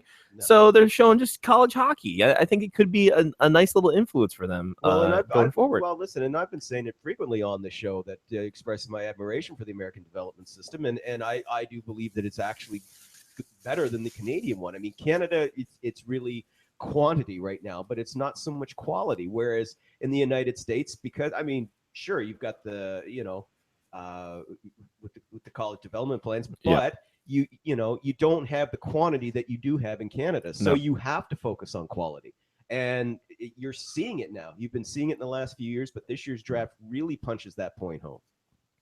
Sean, comment? I agree. I mean, it's grown over the last 10, 15, 20 years. I mean, you have places like North Dakota, as you know, Sky, that are hockey programs. I mean, they're just pumping pros out year after year. And you look at the numbers, and it's growing. And you look at some of these players. I mean, like I said, the exposure is huge. I mean, that everyone's going to see the star players. There's those second, third tier guys who maybe may not get noticed in junior, who with games on TSN, CBS, I think Greg is slamming people over that. They're going to get that exposure. Yeah, exactly. Sean Leahy has guests in his hotel apartment. Ryan Lambert is now here. It's a party. It's a Yahoo party. What up? It's a Puck Daddy party. What up? And where's Coop there? Yeah, did he make it? He was, but he had to leave early. His dad was picking him up. He had to go to the mall, which was a great line. Taking him to the Jamba Juice. But no, they were driving back to like New York City or something to see the rest of his family or whatever. Well, or whatever. Or whatever. Yeah. But while we go watch the footy later, they're gonna go watch Independence Day, the new one, or the old one, maybe. I don't know. it's just a re-showing. It's just No. Will Smith there. Just Bill Pullman's speech for 2 hours. Did Bill Pullman or Bill Paxton? Which one was that? Bill Pullman. It was Bill Pullman? Yeah. All right. With a special guest appearance at the end of this one by Randy Quaid. Is he holding a thing and saying the shitter's full? Like, is that his gimmick I now? hope so. That'd be great. I hope so. He's by a spaceship and he's just That would make sitting through that 3 hours of garbage worthwhile. Wow. Jesus, Lyle. Hot takes from Lyle. Hot movie You takes. said we had to do hot takes. It's a hot takery. Sure. Why not? But on that note, I will leave you guys to finish up the show, and I look forward to having some beers later. Absolutely. Let us know where we're supposed to meet you. Yeah, exactly. Where we're supposed to meet you, Bar Diva Sean Leahy. Come to our hotel, and we'll go downstairs and have some drinks. It sounds like an Well, now indecent you've proposal. You've just invited everyone. Yeah, anyone. Everyone within the radius of the voice. Room 1212. Oh, Jesus.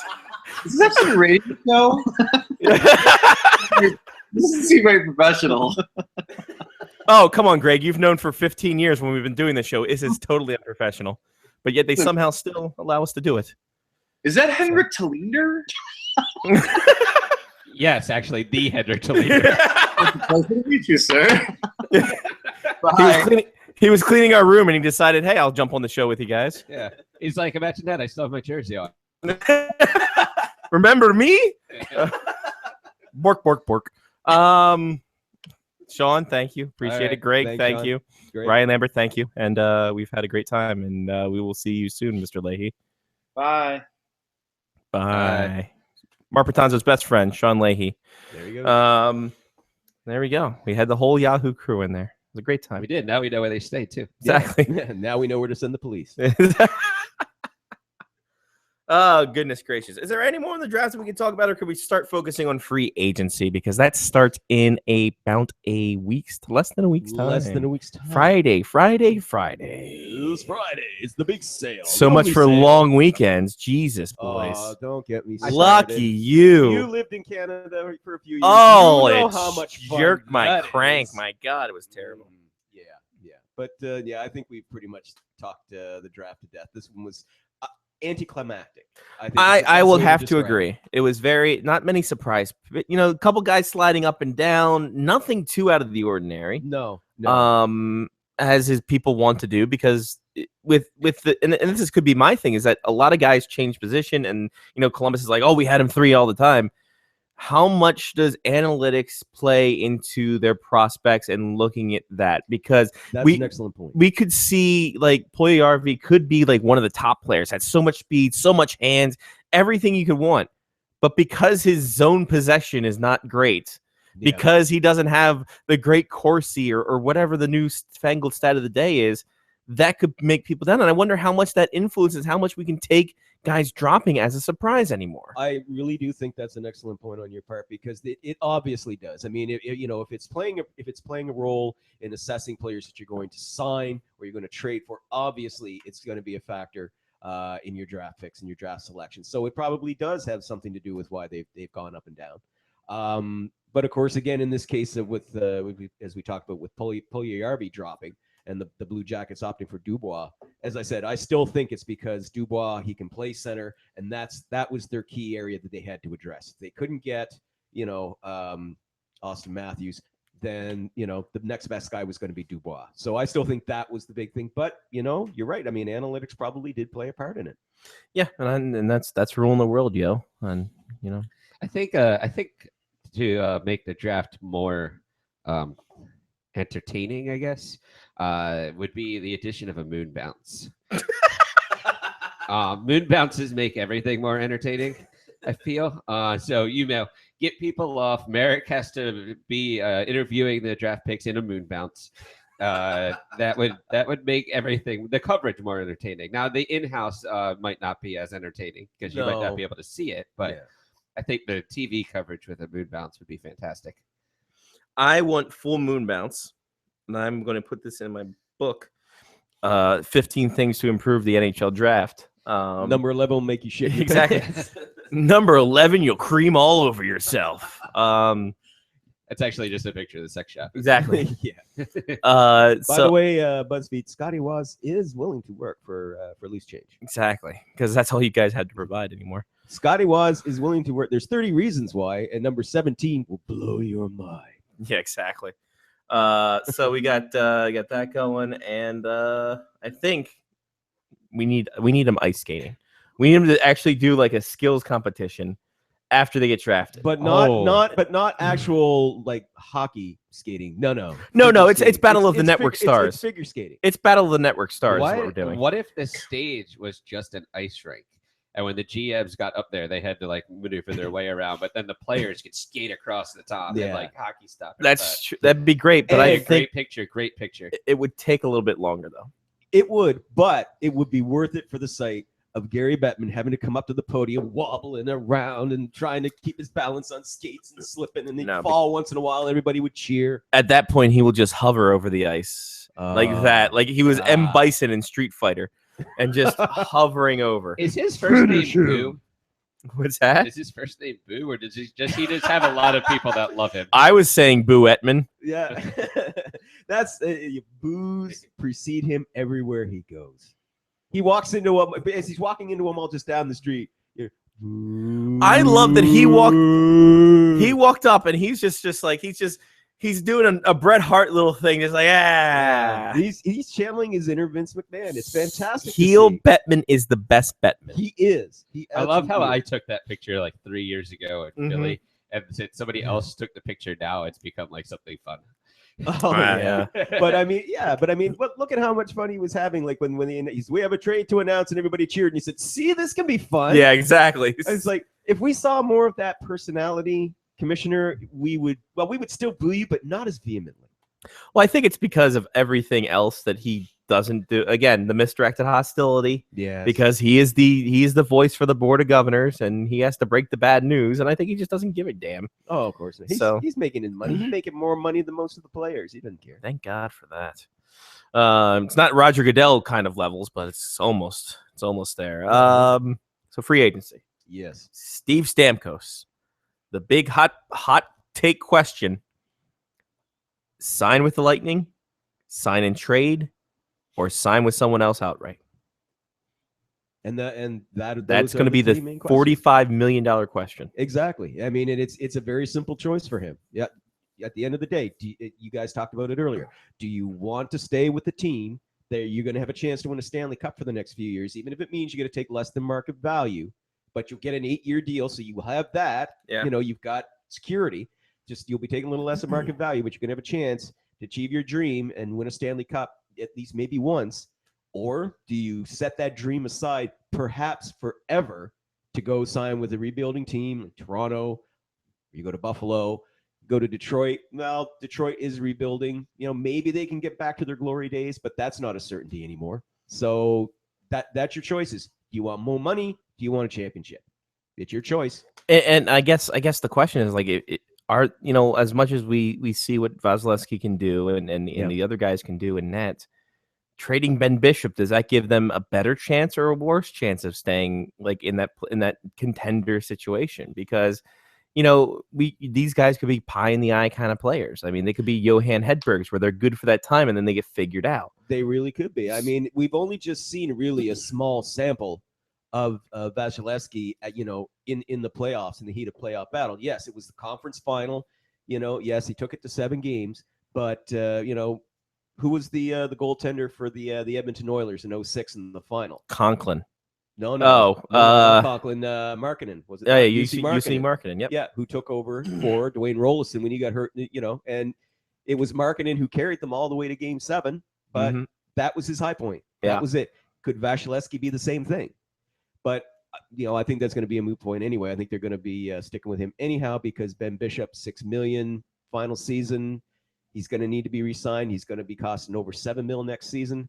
He's gone, I think, at some point, and it wouldn't surprise me if it's this summer if they can swing the deal. Johnny, thoughts on Stamkos? Are you ready for it to be over? I guess is my question for you. Oh no, just drag this out all summer. This would be fantastic. Is this Kovalchuk levels of anticipation we're going with? I can't wait until August when we're like Advantage Couch. Listen, from my point of view, I hope this drags out into August. That's more revenue for me, man. The summer, like, was it 2011 when it was the Kovalchuk thing? 2010 or 2011? Yeah. I mean, that was a fantastic summer for me because normally everything's pretty much dead by the time we get to the end of July in arbitration, and August is a dead month for me revenue-wise for my site. So, hey, if this drags on into August, fantastico. Greedy Lyle Richardson joining us on the Faceless Hockey Show draft show.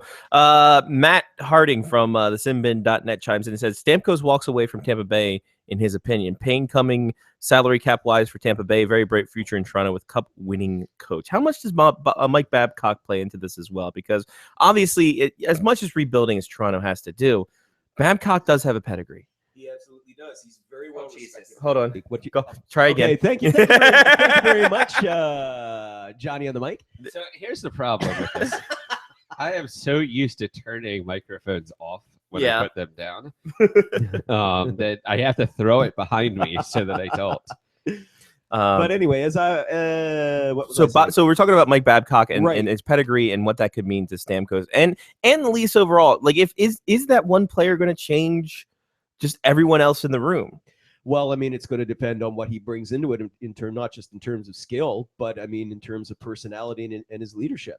You know, this could be his opportunity to really step forward and prove his leadership as a captain, because he hasn't been a captain, Stamkos, with the Lightning for very long. It's only been a couple of seasons.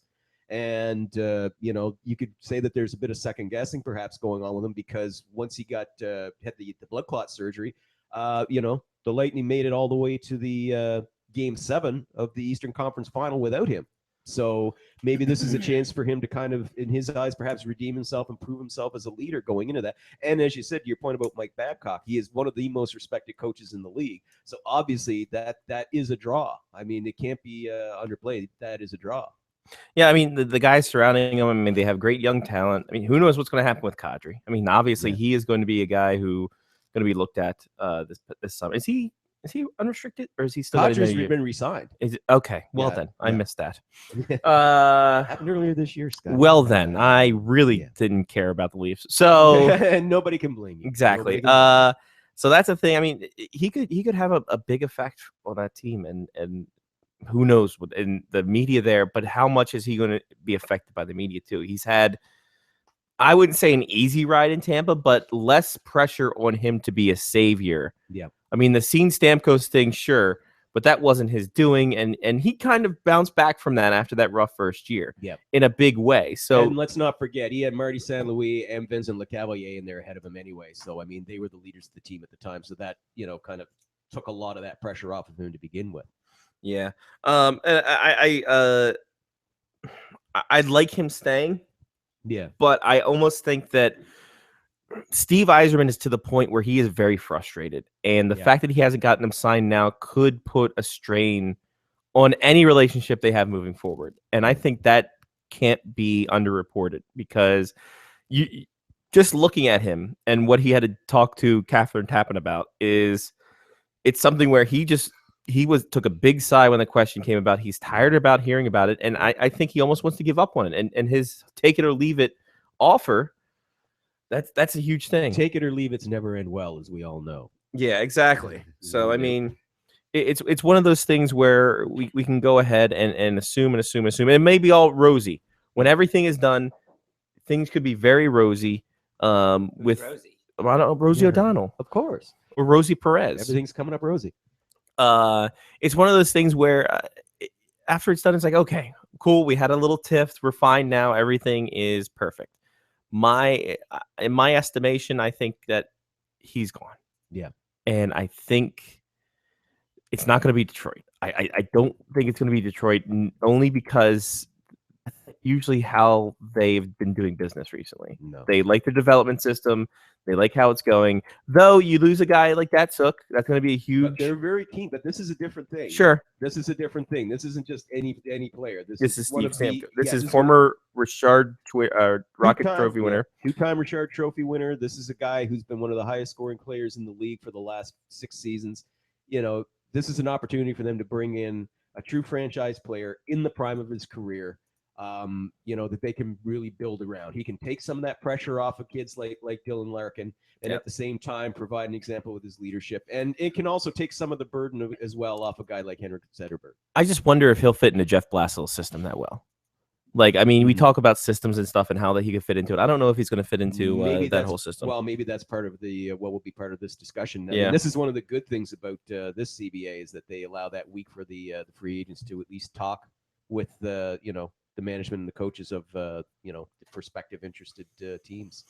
Over under June 28th, where we get sick of hearing Steve Stamkos and who he's talking to. Under. Okay.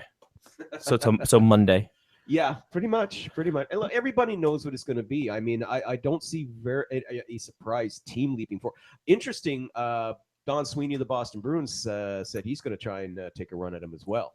So that's a little bit of a surprise. I don't think Boston has a chance, but I want an hour show on TSN going through the past accomplishments of Steven Stamkos, and then he sits there and he says, much like LeBron, I'm taking my talents to South Beach. Florida. Like, you're already in? Hold on. Florida, go to the Panthers. Oh my God. Oh my God. Asking you, a guy comes in, he talks to us, and he's a good friend of ours. Matt Harding joined us, and if not for TSN, we can put it on the simbin.net. I'm sure we'll have time. Matt, how you doing, buddy? I think he's muted. Is he muted? Uh-oh. Is he muted? We can't hear him. We can't hear him. We can't hear him. Can he hear us? That'd be great if he couldn't hear us and we can't hear him. He's just on there. It's amazing. Where's the mouse? Where's the mouse? Uh-oh. This is great. Oh, God. Why am I using a mouse in my left hand? Just grab it. It's wireless. Jesus. Listen, I'm Polish. These things happen. These things happen. Bro. Did he come in muted? Did we come in? I think recently they changed Hangouts, so when people join during the show, it comes in muted now. That's some garbage, man. So you might have to check it to see if it's muted. How about that? Hey, there we is. go. Matthew Harding of the simbin.net. How are things, my friend? After this technical glitch, how are you doing? Hey, I'm doing all right, boys. How is everything up there? Oh, it's just been grand. Buffalo has treated us very well. There's a lot of water. Yeah. I bet. Lackawanna. Yeah, and there's not a Lackawanna. There's not a Lackawanna around here. Hey, so you're yeah, pretty much. This is what I've been having to put up with for the last 2 days. Now you're a man who believes that Stamkos is going to Toronto overall. Would you like to dive in with us on that subject? Why do you think Toronto is going to be the best bet for him? Look at the moves that they've made here in the last couple of days. You pick up Freddie Anderson from Anaheim. You give up a first-round pick for him, and then you come back and you get one in the early second round. You get Austin Matthews. You have a good nucleus of players, and I think they've done a good job identifying the players that they want to grow with. You have a great coach there in Mike Babcock. And even if you go out and you get Stamkos for $8-9 million over 7 years, you still have money to spend this offseason. So you can go out and land potentially another marquee defenseman or another goalie via trade as you're continuing to replenish that system. So I think ultimately it's either Toronto or Detroit with a slight lean to Toronto overall. So you don't think Buffalo has a chance in this at all? Buffalo certainly does because they can back up the Brinks truck, and you have, Eichel and all of those players there. I think if he's, it is among those three, Lyle. But I ultimately think that if he really wants to be the guy, Toronto's that place for him. But good points all around here in your discussion about how he's been so insulated in Tampa Bay that he's not had to do that yet. And is he ready to take that challenge? I don't know. If you fail at this in Toronto, they will eat you alive very quickly. So and how?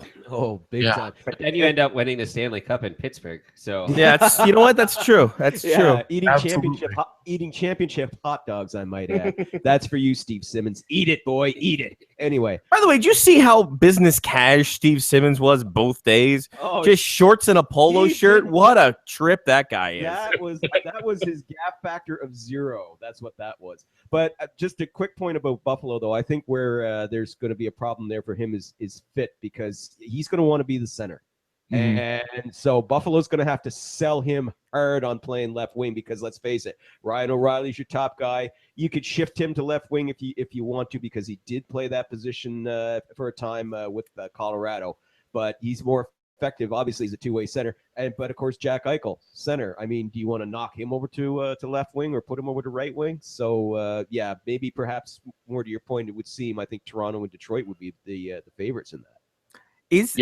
Is there really a dark horse? And like when you can rack our brains, teams that have the money, that need that position, that can deal with the fact that he is out there and he is the guy that he is, and he's going to garner a lot of attention. Is there a true dark horse in this that can pick up Steve Stamkos that will shock, like the late Muhammad Ali, shock the world, baby? That was a little Muhammad Ali and Dusty Rhodes, but whatever. The point is this: it was a good. It was a good. Is there a dark horse out there, or is what we see right now, Matt? Well, up until he opened his mouth, I thought Vancouver might have been a dark horse, but I think Jim Benning pretty much ruined all that. Oh my God! Well, you know what? And just as a quick aside, I mean, I was kind of sort of a bit of a defender of Jim Benning in the last couple of years, because Canucks fans have really been giving him a rough ride. You know, okay, a couple of moves, fine, I could understand, but overall, I didn't think he was doing a bad job. But that was such an egregious breach of league etiquette in doing that. Okay, maybe he's not best suited for the job. But anyway, continue, please. Yeah, you were saying Vancouver perhaps, but not now. Oh, who else? No, I don't think that there's anybody outside of maybe Vancouver up until Benning opened his mouth that would have been a dark horse for me. I think and had Detroit not moved Datsuk's salary last night, it would have just been a 2-team race. Now it's Detroit, Toronto, and Buffalo. And I don't know if you guys covered this earlier or not. I've been dipping in and out of your show, but just watching Steve Yzerman last night with Catherine Tappan, the guy looked like he was going to lose Stamkos. So I think, and you could kind of see it as well with some of the more minor moves that they made on Friday, signing JT Brown and a couple of other players on 2-year deals. I think that Tampa Bay knows that they've made their offer, and he's he's likely denied it and will walk. So I think Tampa Bay is out, at least from the way Yzerman's body language looked last night to me. Yeah, he definitely looked like I said, he looked like a guy so defeated and so ready for this to be over.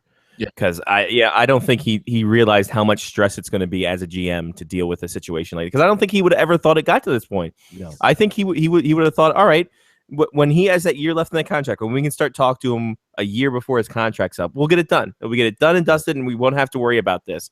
And this is like the super worst case scenario, with the ending being he leaves Tampa Bay, and then Steve Yzerman's left holding his bag. So does this start to define his tenure as a GM? Like, does this change everybody's thoughts on him as a GM? Because he's been riding this like borderline Jesus complex for a while, where he was like the greatest GM that came into the league, and he knows the league, and he does this and he does that, and now you're losing your franchise player. I mean, that has to knock the luster off a little bit. Well, and I mean, not only that, you look at guys who have come from Ken Holland, right? Yzerman, and Nil. Mm-hmm. Both guys having really big situations right now. I mean, Nil has it a little bit better because he has good offense and things like that, but his goaltending and his defense, a bit of a mess.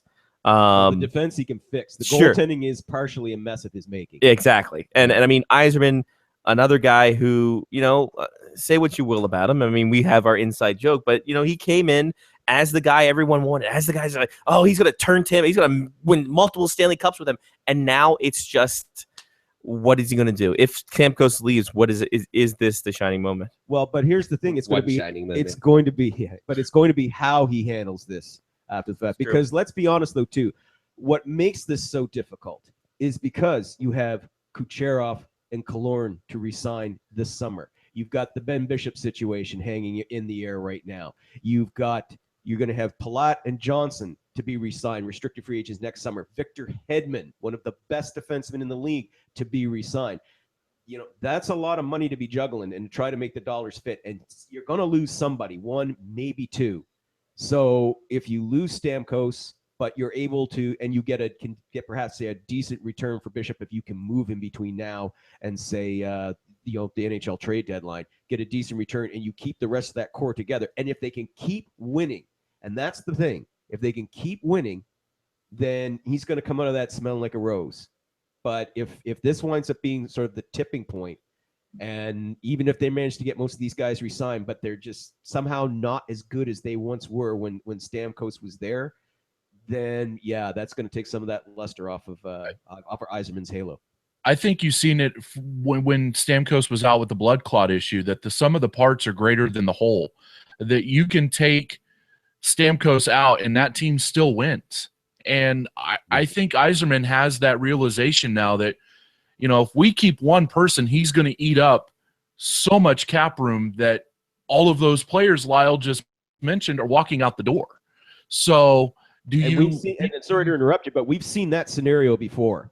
Where teams have invested a lot in one or two guys to their detriment. And for heaven's sake, look at Pittsburgh. It took them 7 years to get back to where they were. And that was a total surprise on everybody's part. Mm-hmm. So do you, if I were the GM, I would not look at losing Stamkos as my Waterloo moment. I would look at it as keeping everybody else, because that is your franchise. You have a franchise defenseman in Victor Hedman. Players like Stamkos who can put 60 to 80 points up in a season, you can probably get through free agency and develop through the draft. So I don't know. And you can develop a collection of players. Not one player is your team, as we've seen with the Lightning prior to Stamkos coming back in Game 7 of the final East Final. So that's my take on it. You let him walk, and then you just try and re-sign everybody else, as many people as you can. Absolutely, and you're going to have the money to. You're going to have that opened up, and that's going to be the option. So you can probably get solid players in the money that you would spend for Stamkos. So one or two. Well, and it's still a desirable location. Yes, as long as you keep winning. Oh, big time. Well, and look how much things changed just with Jonathan Drouin, for heaven's sake, in the span of a couple of months of a solid playoff. Now he wants to stay, and if they lose Stamkos now to free agency, well, the kid just showed that he has the offensive chops that he can move up there and take that spot and play well. So this could be perhaps just a seamless transition that might not be as bad as people think it could be by losing Stamkos. Shout out to Sombrero guy who had the same thought that I do, in saying that you can use the money that you can take for Stamkos, get it for one or two good players in the open market, because they got to within one game of the Cup Finals without him there. So yeah, parts of the whole, and we'll see how that all goes overall. Now, Mr. Harding, what did you think of the NHL draft experience overall? I mean, I'm sure you were so enthralled by your TV screen with NBCSN and the NHL Network just going at full bore. I was following your guys' tweets last night from inside the arena. I agree with you guys. I think the first round is entirely too long. So worthless. If you can get that to 3:30 or 3:45 and get everybody out of there in a timely manner, please do so. But it is entirely too long. The only way to do that, though, is to speed up pitching, because that's the way that you. Oh, Johnny, wrong sport. Sorry, wrong sport. The Bison played on Wednesday. They were not here this My weekend. fault. They're on the road. My fault. Okay. Go ahead, continue. No, you're fine. I don't know. I think that there were some diamonds in the rough in rounds 2 through 7, and you could identify some of those later round players who you think will drift down to the ECHL or come up through the college ranks. I am intrigued by the discussion that you guys were having a little while ago about college hockey rising to prominence in the United States and sort of being a 1A to junior hockey in Canada. I think that's going to be a fertile development ground for these players headed through the next 5 to 10 years and perhaps longer. Well, and here's what I think you're going to see happen, and Scotty, you touched on it as well, is that I think you'll start to see some Canadian players coming down into or that more development Canadian system. players. More. We're already seeing it, but you're going to probably see even more where they have their choice. It's going to come to the point where it's like, do I want to do junior hockey, like the OHL, the WHL, the Quebec Major Junior, all of the nonsense that goes with that, or do I want to do the college thing where I also get a chance to further my education? Because let's be honest, not something you're really going to get a chance to do very well in Canadian junior, but also be perhaps a better opportunity to develop your skills. Yeah, and I think one of the big points of all this is that the development in college hockey in the U.S. has gotten so much better, and there's so much more emphasis on development. I think when talking to a kid like Tyson Jost, he said, I want to develop more, and UND is a factory, and UND is going to give a lot of things. And he just mentioned also like BU, Boston University, Denver. These schools, that's their primary source of athletic notification, because they don't have good football teams or Denver's got a good lacrosse team, but other than that, not much else. So they're going to go to these schools that are like a junior team and have the atmosphere of a major junior team. And Lyle, I don't know, correct me if I'm wrong, but in the past, I would say 7 years, the decline of valuable players in the major junior ranks has fallen dramatically. We don't have those big guys who have popped, and you can see that in Sean Day, who was the exceptional player who didn't pan out like every other exceptional player in the OHL. Went in at 15 years old, and then didn't make a lot of noise, and then was drafted in the 3rd round after he was supposed to be one of the top guys going into this draft. So, I mean, I think the college route is getting a lot more push, and like I said, with TSN doing a lot more exposure with it getting a lot more broadcasting, and a lot of people hyping it up. When you see kids graduate from that program and realize that the development's just as good as a major junior route, and yeah, you're getting your education there as well, and it's just weekend games. Like you're practicing throughout the week. You're not traveling. You're making long bus trips, but sometimes you'll fly or anything like that. You're not making the huge commitment of being away from your family and trying to be a pro in your developing years. You're actually developing as a person, as a player, and everything else. And I think that's underrated in this situation.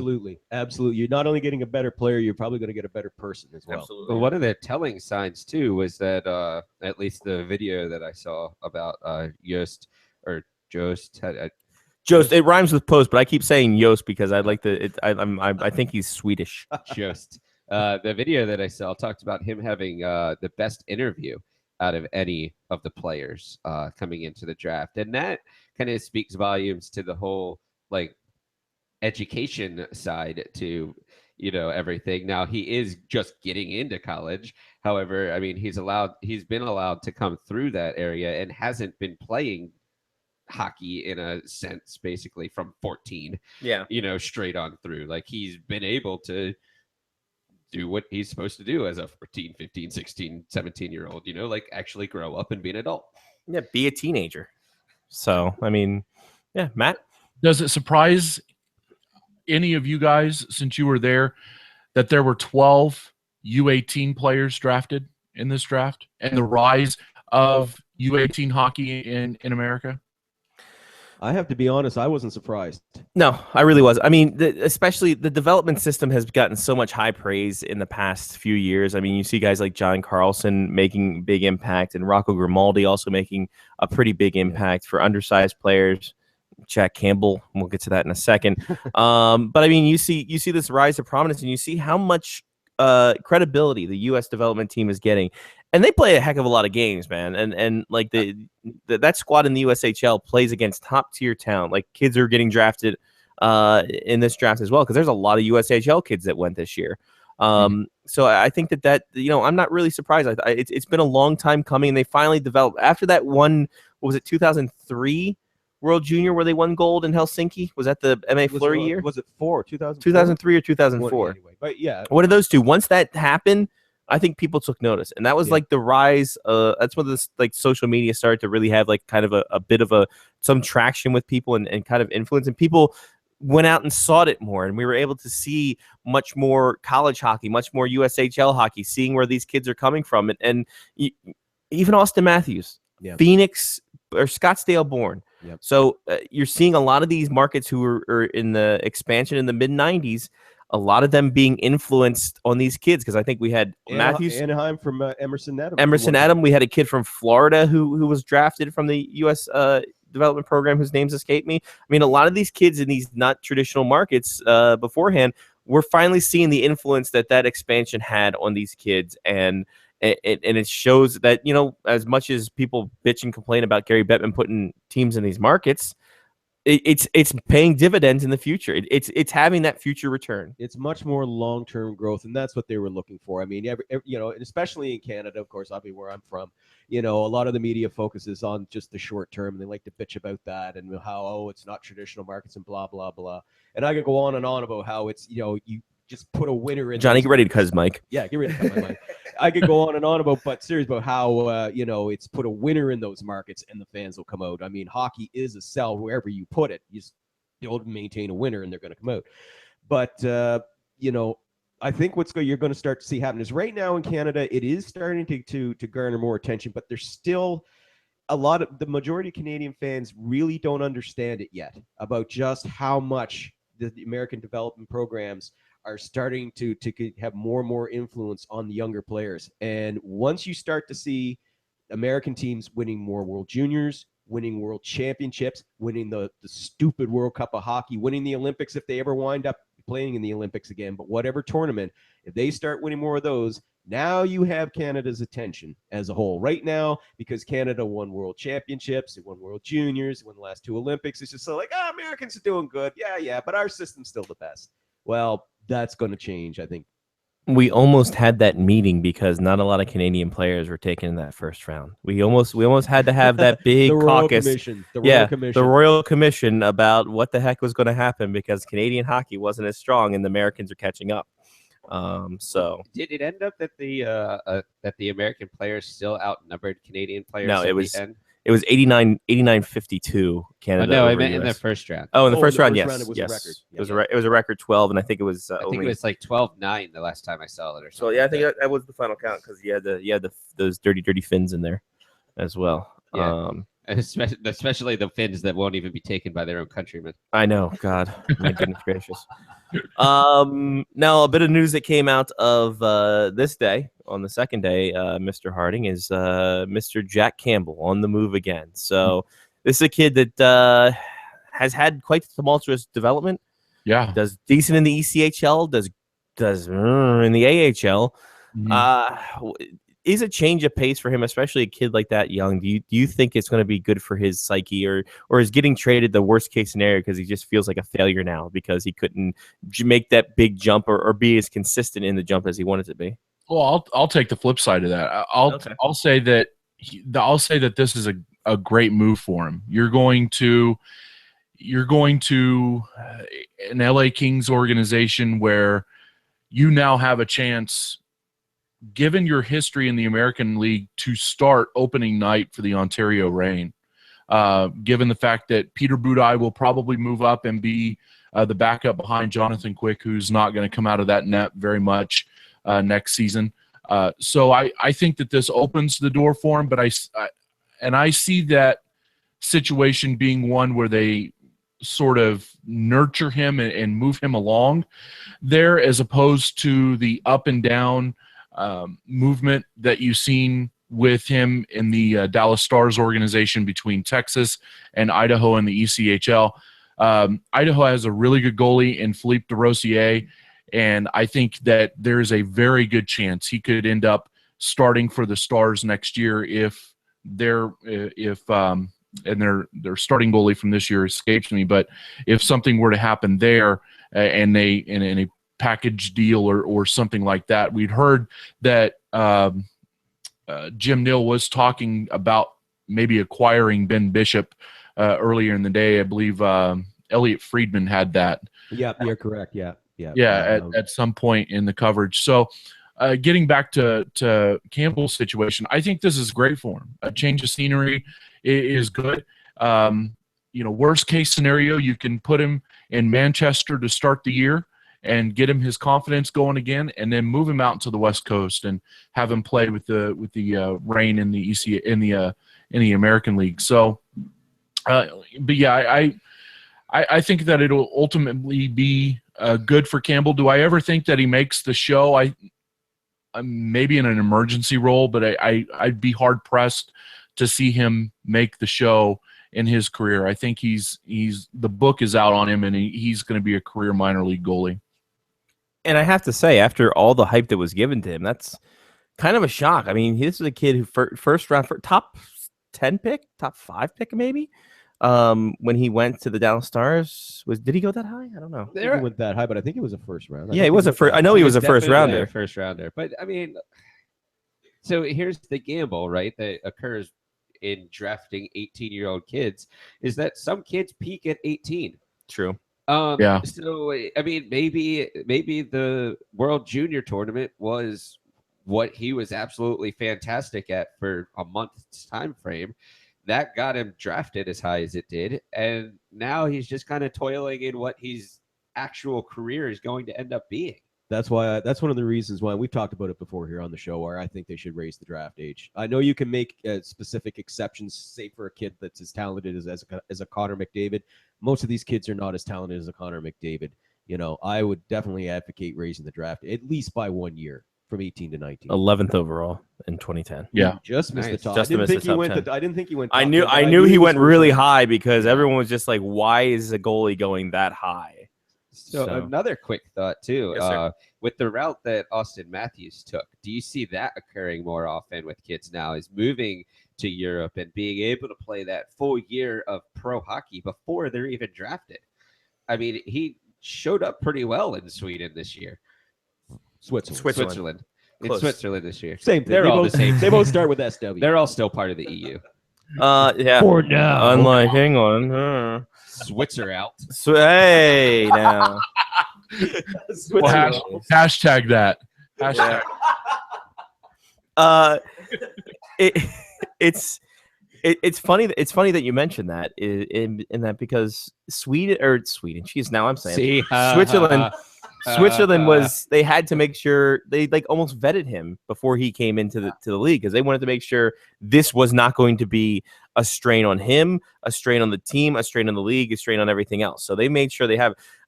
I think it's going to be.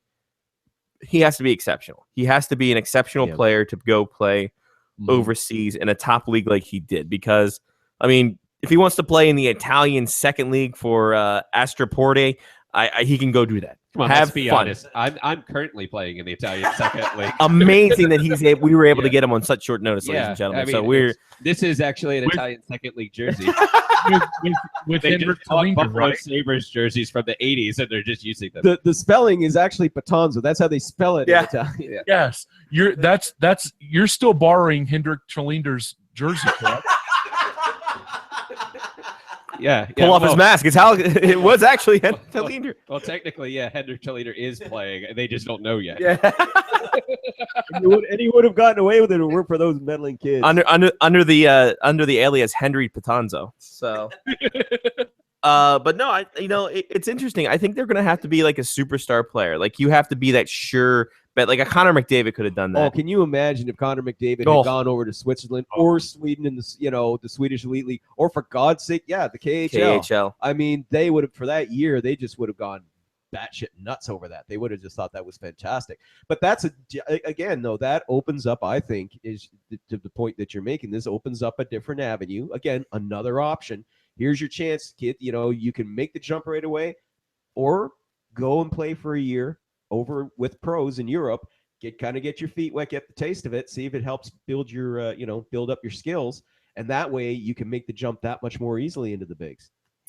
I am concerned a little that he had back injuries playing pro hockey back there. I wonder how much it's gonna be great when 2 years he's already washed up and he calls Oh himself my a career. God, Leafs fans will be. Oh, boy. Oh dear. Oh dear. Boy. No, bite your tongue. I don't want to. I don't want to be bombarded. I heard you guys on the show talking a shit about Matthews, man. Hold on. Everybody that listens to the show is currently on the show. Oh, that's true. He's right. Except for, And we except for appreciate it, Mark. man. Hey, and Mark. do you want to get Brandon on because he's listening?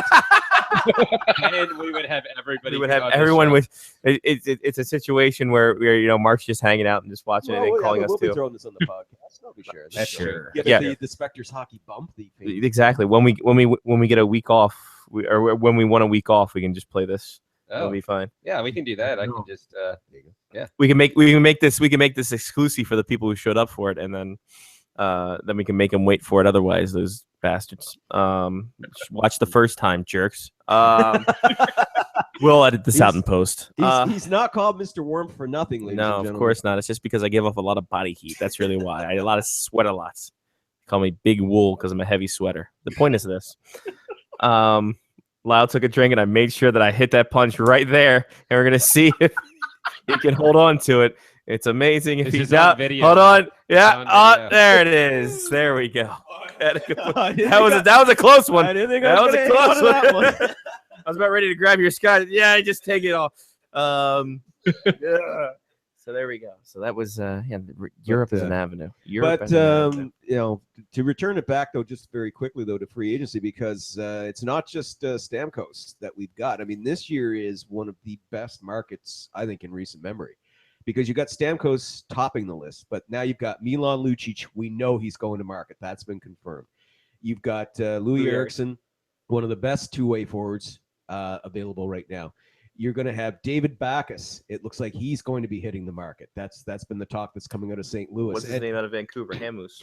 Well, Dan Hamhuis. Yeah, yep. They told him to go today that he should go test the market. I don't have him. Sand. I don't. Basically, that's a very polite way to say, why don't you go test the market, Dan? But he's not even in my top 10. I mean, but you go down the list. You got Kyle Opozo. There's definitely going to be interest in him. I know that there are people who go, well, his stats were, buttressed by playing alongside Tavares. Still, there's going to be a lot of interest in him. Franz Nielsen, who I think is probably one of the most underrated players in this year's free agent market, a solid two-way center. Little wonder I read today that the Islanders say they're continuing to talks and they're making progress. Nothing certain, but they really want to keep him in the fold. So he's in there. Michael Bodker, I think, could be a steal. If you're looking for speed, and after everybody saw the Penguins win the Cup with their speed this year, here's a guy with great wheels. He can play either wing. Terrific playmaker. If you put him on a deeper team, because that's been the problem for him. He's been playing with mainly with the Coyotes. They weren't very deep. Goes to Colorado in the Patrick Waugh experience, as I like to call it. Mm-hmm. But go and put him on a deeper club. I mean, he could be a missing piece for a team that wants to be a Cup contender. After those guys, it kind of drops a bit. Well, you got Andrew Ladd. I mean, he's still a worthwhile addition if you're looking for veteran leadership and experience, a physical player as well. And Brian Campbell, 37 years old, but led the Panthers a nice time this year, put up a respectable 31 points for 37 years old. That's pretty good. So there's a short-term guy you could bring in for experience. Again, I could see him going to a team with Cup aspirations, and round it out with Yuri Hudler. He's only a year away from a 76-point season. And I have to say that Michael Bodker is probably the guy that I like a lot. Right-handed thrower. Yeah, he former ALCS MVP for the Orioles. He's a great wrong sport. That's actually how you speed up the draft. What have pitchers? With the second screen, should I call him Mickle? Would you prefer if I called him Mickelbug? Yeah, well, Mickelback. That's actually what they call him in Dundalk. Yeah. So Mickelbach there, hon. It's going to be great there. He's going to be a free agent. He's going to go down the right side. He played great for the Coyotes. I know he's going to do there, man. He may go to Arizona once again. I know he ain't going to go to Dundalk because we don't got a team, because we don't got a damn arena, because goddamn Dutch Rupersberger don't know what to do with the goddamn money. I'm getting the full Maryland experience, and I'm loving it. Say hello to Morty Bass. Morty Bass giving us all the veteran news, even though he got caught with the hooker years back. We still love him, though. We all done that once before. Who hasn't been caught with a hook? Exactly, especially at one in Dundalk.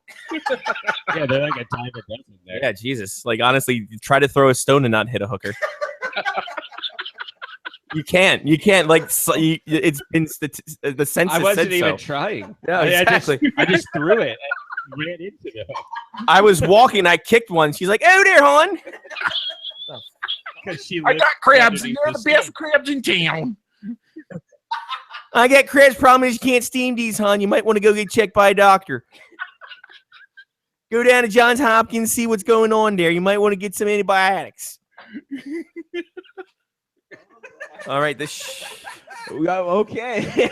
As I said, by the way, the Face Off Hockey Show draft brought to you by Dundalk Tourism. Wait a minute. Dundalk Tourism. Come for the crabs. These guys are just Leave doing with this the for my crabs. benefit. I've never had the full Maryland experience so far. Listen, I've enjoyed burger cookies. I'm drinking Loose Cannon IPA. I'm getting the accents. I'm learning that Dundalk is a wonderful place to visit. It's But almost as good as Arbutus. There you go. Oh yeah, Arbutus is the best. Boy. All right. So, by the way, breaking news: Matt Harding is at the AHL free agent extravaganza, happening 10 hours long on the Sinbin.net, personally hosted by Matt Harding, who's crazy on that. So that may or may not have been the text that I was reading. I could have been liking up Mike Boddicker stats, which I probably was doing. Do you guys run that on July 1st too and ruin Canada Day? Or, No, I plan on having beer on July. many beers. You're the only sensible ones. Yeah. Exactly. It's See, lighting every shit year on I fire. wonder what the hell is going on. What the hell went on our trees to leave? Yeah, 2 countries left England at that time, and there's some kind of week-long festival that goes on, and no one knows. One left forcibly, another left politely. Guess which one left politely? exactly the ones that now don't have a penny. Rhode Yeah, Island. exactly. Fair enough. Rhode Island is. Oh man. I wonder what happened July 2nd. If there's anything historically that happened July 2nd. Well, it didn't. I think June 27th is when Djibouti got their independence. Shake Djibouti. I remember that actually. That is true. It's the same as Mark's birthday. Exactly. Is when Djibouti got their freedom. Their freedom. That is actually true. Yes, it's actually true. Yeah, sadly. But you will never take away our freedom.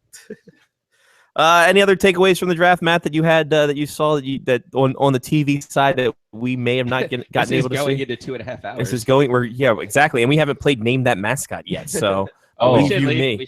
that on. We should. Sorry. Would you like to play Sorry? Name That Mascot. Because Sure. if so, we will. Oh, wow, this right. is great. Here All we right. go, ladies and gentlemen. This is our first guest. Name That Mascot. Guess Name All That. right. So, Mascot. but very So, quickly though, You mean I'm doing something that Sean Leahy and Greg Wyshynski haven't done?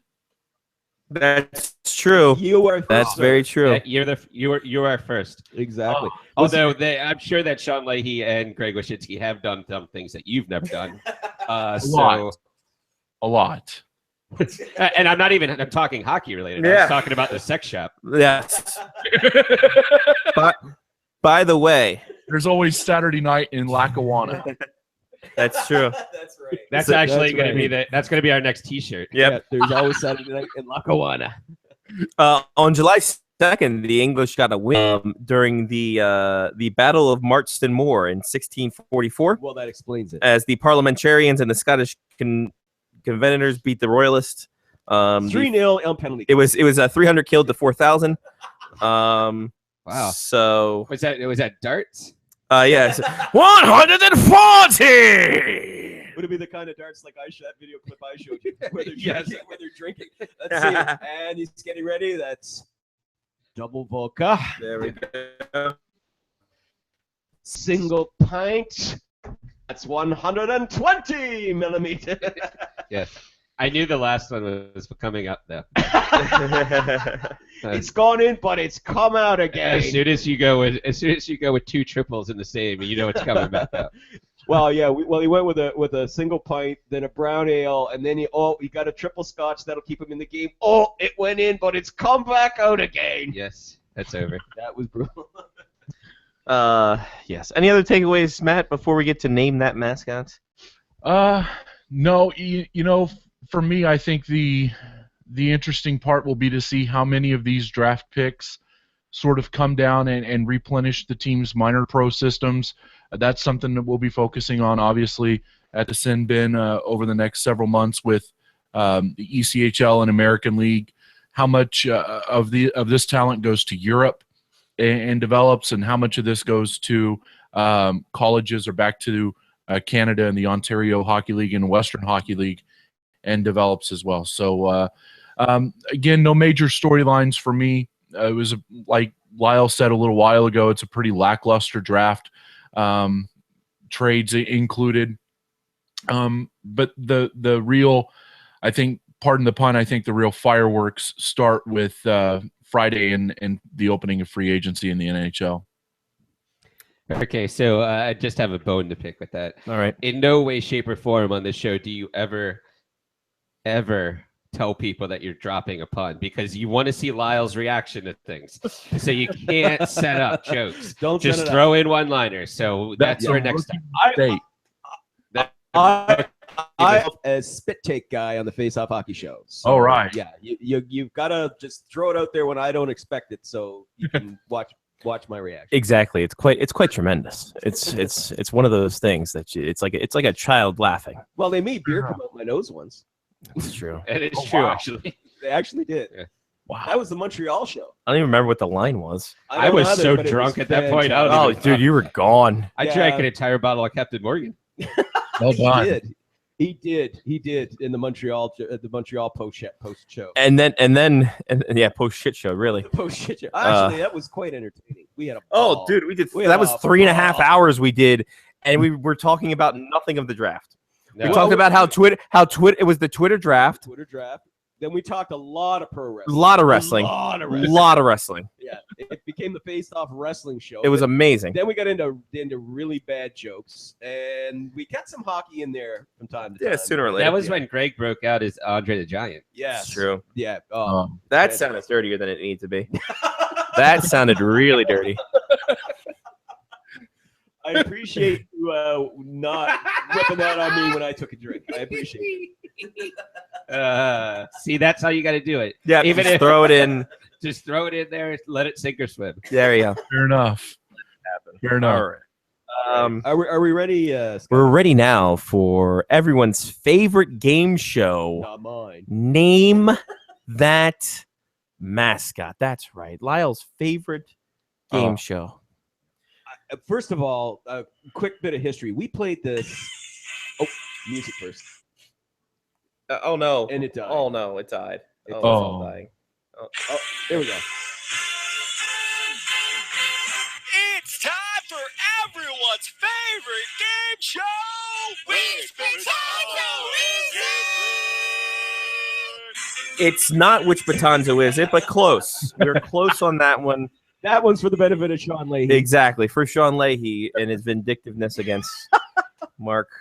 That will Batonzo. never die. What we will do is I will name a city of a team in the IHL, the old IHL. Okay. And your choice is to answer what the mascot was. You And cannot use the internet. You cannot use the internet. No interwebs. This is mind alone, and this is great because 3 straight weeks we have gotten no right answers. Well, you would have gotten 2 right answers in the last time we played if you would ask the question to me. Why would I make it that easy, you son of a bitch? Perfect. Well, Lyle, we're going to start with you since you're vindictive. Bastard. Lyle, we're going back to 1972 when you had a big afro and it turned into a Jerry curl in the late 80s. That is true. We're going to the Hubble of just machinery, Saginaw, Michigan. Saginaw, Michigan. In 1972, they had an IHL team there. Lyle, name the Saginaw mascots for the IHL team there. Saginaw, Michigan, eh? Yes, sir. Saginaw, Michigan. Population, I don't know. I am going to say the Saginaw Chiefs. Saginaw Chiefs. Sorry. sorry. We were looking for Saginaw Gears. The Saginaw Gears. See, because I figured being Michigan, it was either going to be Indian themed or automotive, but I decided to go with the Indian. All right then. And Well, if I had guessed automotive, I probably would have said like the Edsels or something like that. The Yes. Saginaw Transmissions. By the Flint gas tanks. yeah. Well, you really need to keep Made- away from made it. with real iron.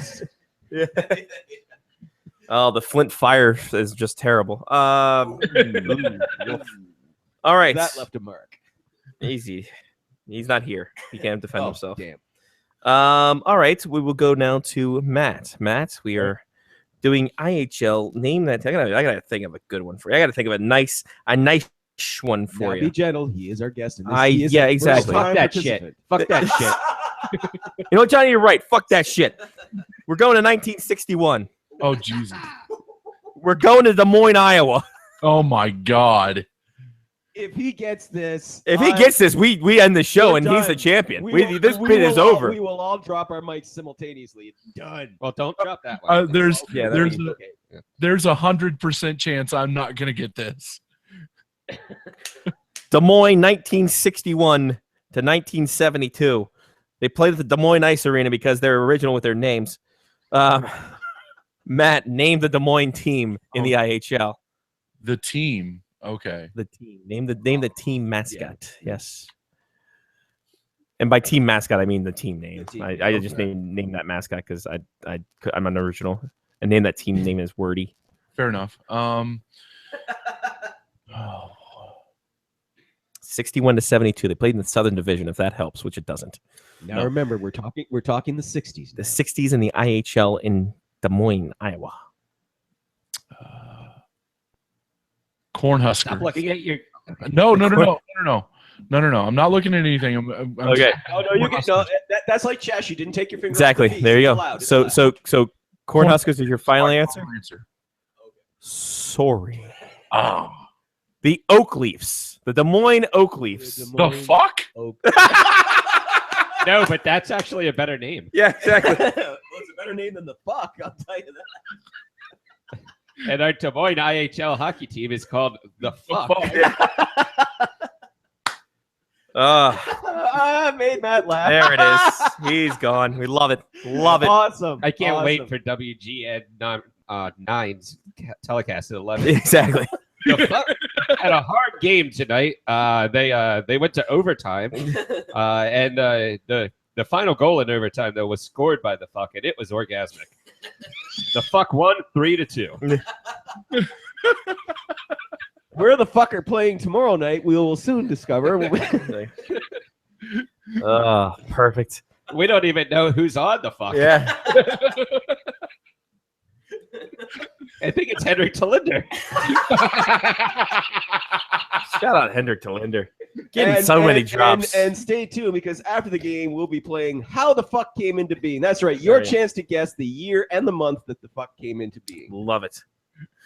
All right. So another team that's going to be named this to Johnny. All right.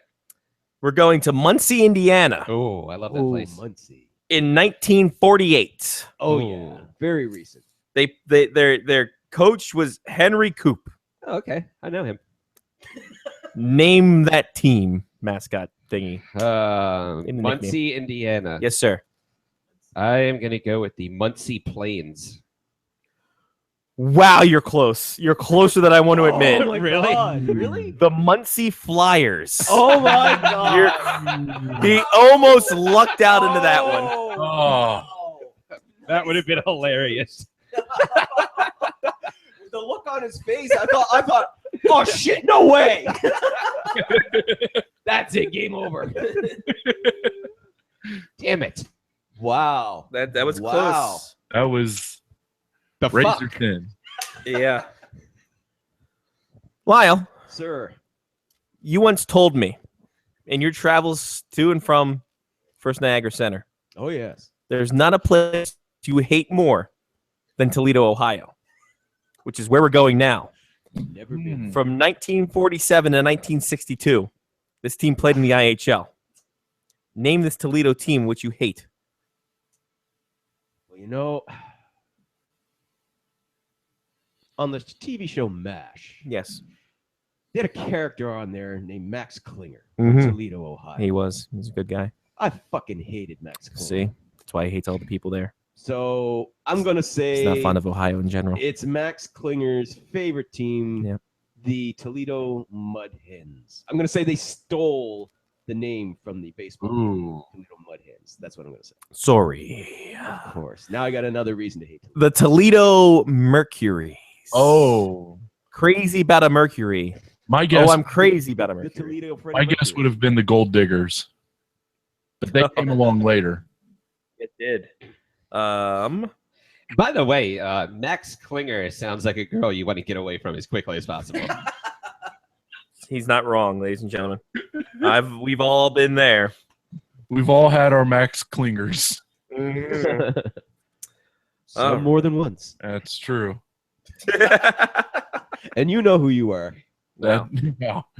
Looking at you, prostitute laying in the road in Dundorf. Listen, Aaron, just give me a couple more seconds before you go all over me. I gotta shift my panties a little bit.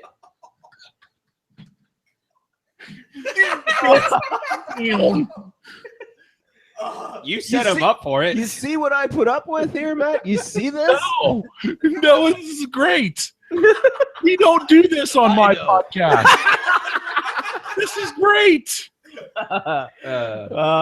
We let our hair. Well, we would let our hair down if we had hair, but yeah. I have. I just let it down too much. Yep, it's coming off your chin. I know. It's really weird. It's migrating. Treasure trail, indeed. All right, Matt. You once told me in a dream that Louisville, Kentucky was a place that you loathed the most. Oh, yeah. This team played at the Louisville Gardens and then the Freedom Hall. They were around from 1957 to 1960. Name this Louisville team.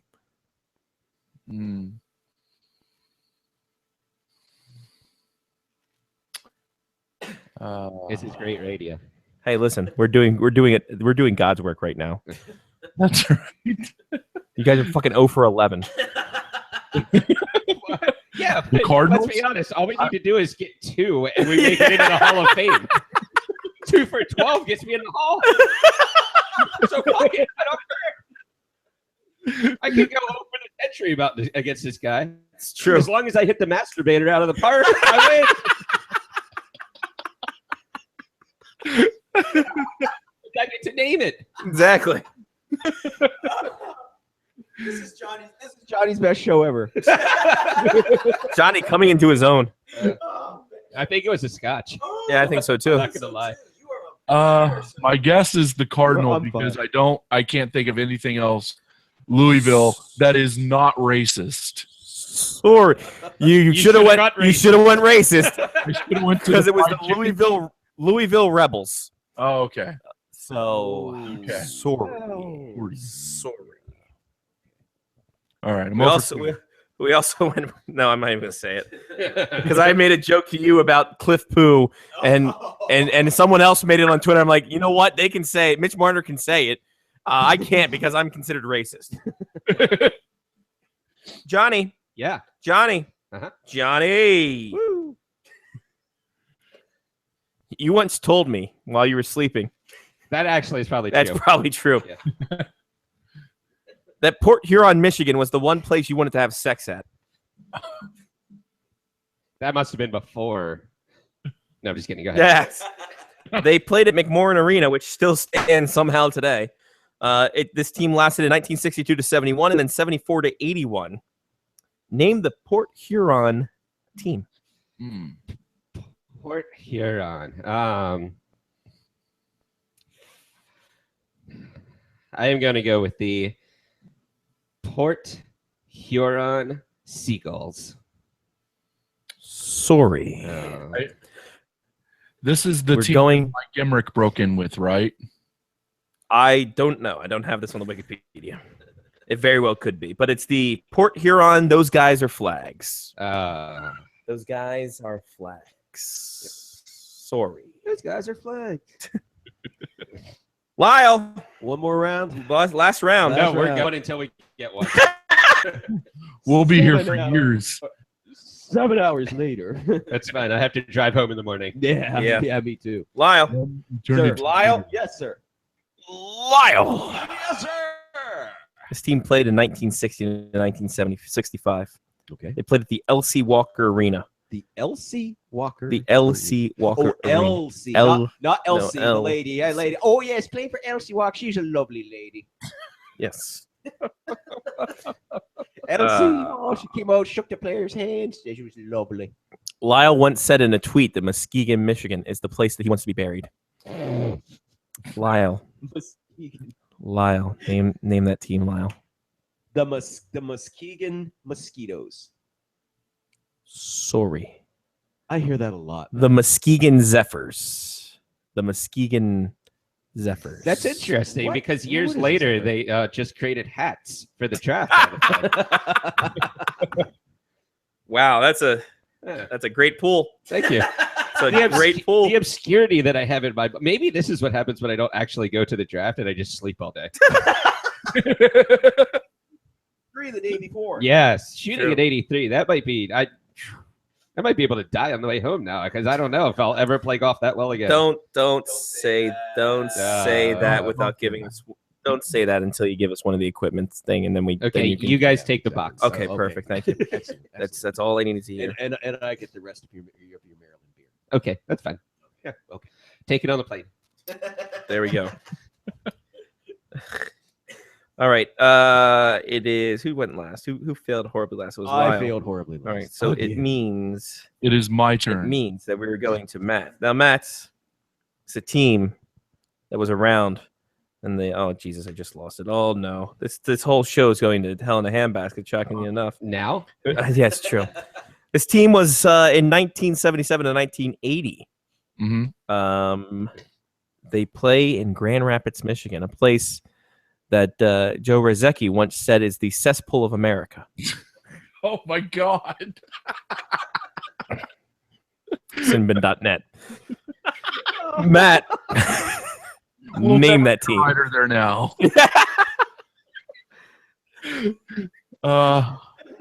I'm inclined to go Griffins. That seems too easy. Sorry. Oh. The Grand Rapids Owls. Wow. Yeah, And you're saying to yourself, who? There's no connection at all. That doesn't rhyme off. That doesn't roll off. Swish. See, that was No, they hadn't no, thrown into sorry. Griffins yet. No, see, because that's just a cheap laugh. That's a cheap pop. Sorry, McFoley. That's the best kind of pops. Cheap pops. Yes. Johnny. But you're not going to get any cheap pops because you have a pop filter. It's true. Puh. I'm really hitting like orange there. That's a new color. It's the new black. Heyo. Hey. Johnny. Yes, sir. Johnny. Orange is the new Trump. We're going to a place that you love the most. Oh. You said Bada Balm was your favorite mascot in the NHL. Yeah, definitely. We're going to Quebec City, Quebec. Okay. From 1996 to 1998, this team, Les Colisees. Johnny, name that team.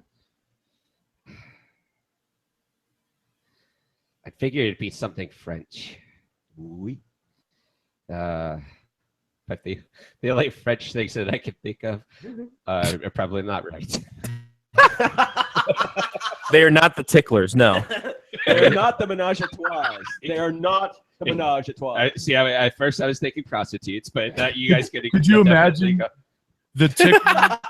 Could you imagine the Ticklers versus the Fox? That'd be great. Oh God, that'd be amazing. That's just foreplay. So okay, I'm gonna go with the.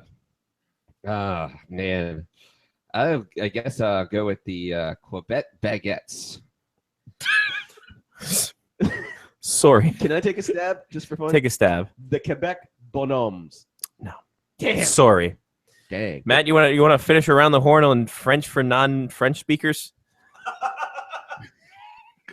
Says the guy who barely knows English. The Quebec Garçons. No, I'll go Quebec Wheeze. Sorry for all of you. It's the Quebec Raphaels. Oh, I actually have heard of that. Meant gust of wind. Really? Yeah. The Quebec Wow. Raphael. I like the Saginaw Donatello is way better. I was always partial to the Michigan City Michelangelo. you know There what it I'm saying? is. Followed by the Toledo Splinters. Yes, sir. Give yourself played. a bell. Well played. You could have gone for the nope. You went with Splitter. Yeah, but the irony was that the team that had Casey Jones was the only one with the goalie.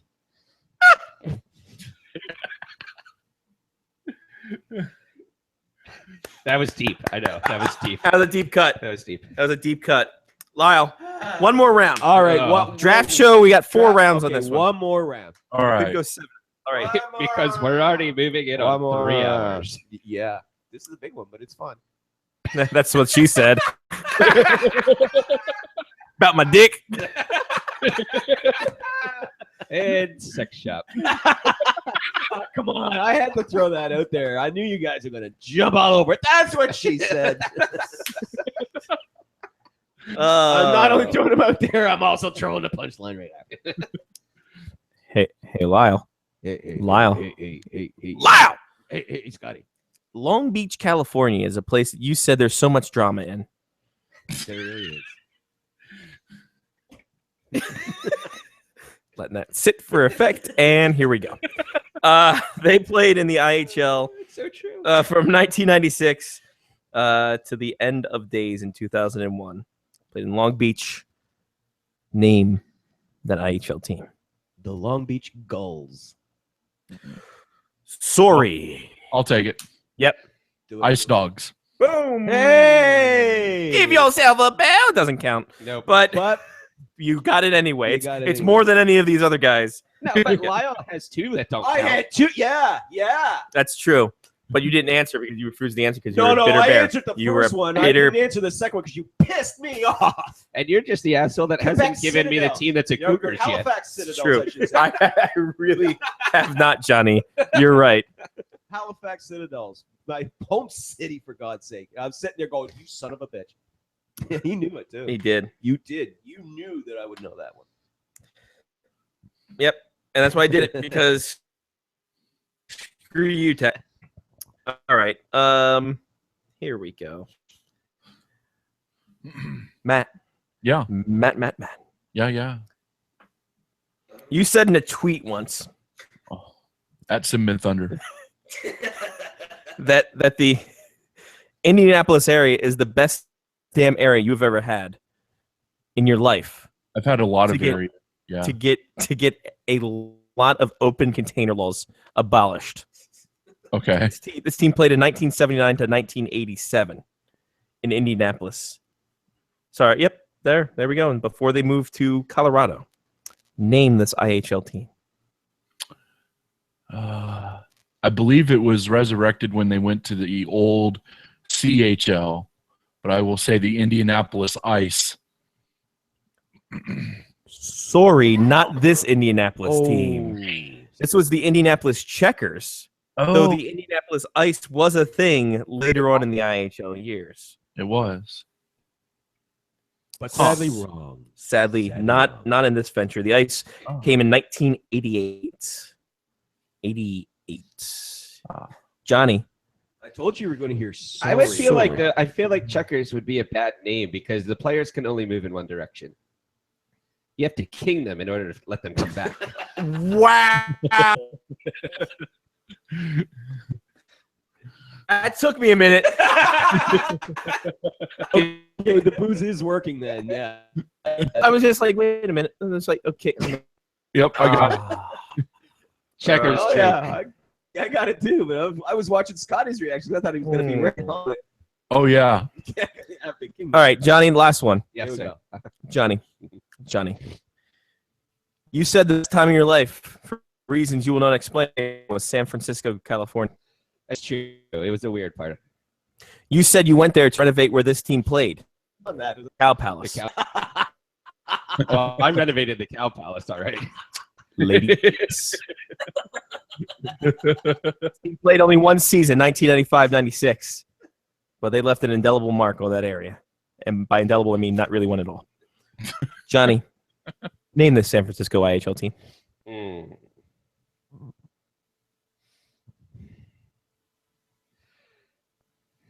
I don't have anything funny to say, so I'm just going to say Cougars.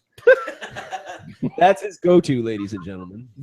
Sorry. The Spiders. Well, The San Francisco Spiders. Is that not the second time that the Spiders have come up in this game as That's as a very team possible. name? The only other thing I could think of was was the San Francisco Treats. that would have been better. That would have been a good line. That would have been better. That would have been The better. Rice-A-Ronies. Well, ladies and gentlemen, we've been through 13 rounds, and the only right answers we've gotten have been after the fact, after the sorry. That's what we're gonna start calling the show. After the sorry. After the sorry. So next week we're going to do USFL teams Awesome. from the old USFL. Yes. It'll be a great time for everyone. Matt, we appreciate your time. We appreciate no problem, you coming boys. on. No problem. boys. Simbin.net this summer is going to be up and active. Yep. Have a lot of fun stuff going on there, I'm sure. Yeah. I am not privy to it. I just write and put things up on the site and then cash the check. You'll be privy to them. We'll have some articles on minor pro coaches and things like that. So we'll have plenty of fodder at the old sinbin.net. What about Mutters? Oh, See, that was a mother father joke. We'll have mutters. We'll have mutters. We'll have fathers. We're gonna go Brothers. Cam Granada. Thank you very much, Matt. We appreciate it. At Sinbin Thunder is where you can catch Matt. Take her easy, buddy. We'll see you next time through. Safe travels, boys. Thank you, Yes, sir. sir. Take care, buddy. Appreciate it. You too. See you, There boys. you go. See ya. There he goes. Matt Harding on the Sinbin.net. Well, boys, we've exhausted our time.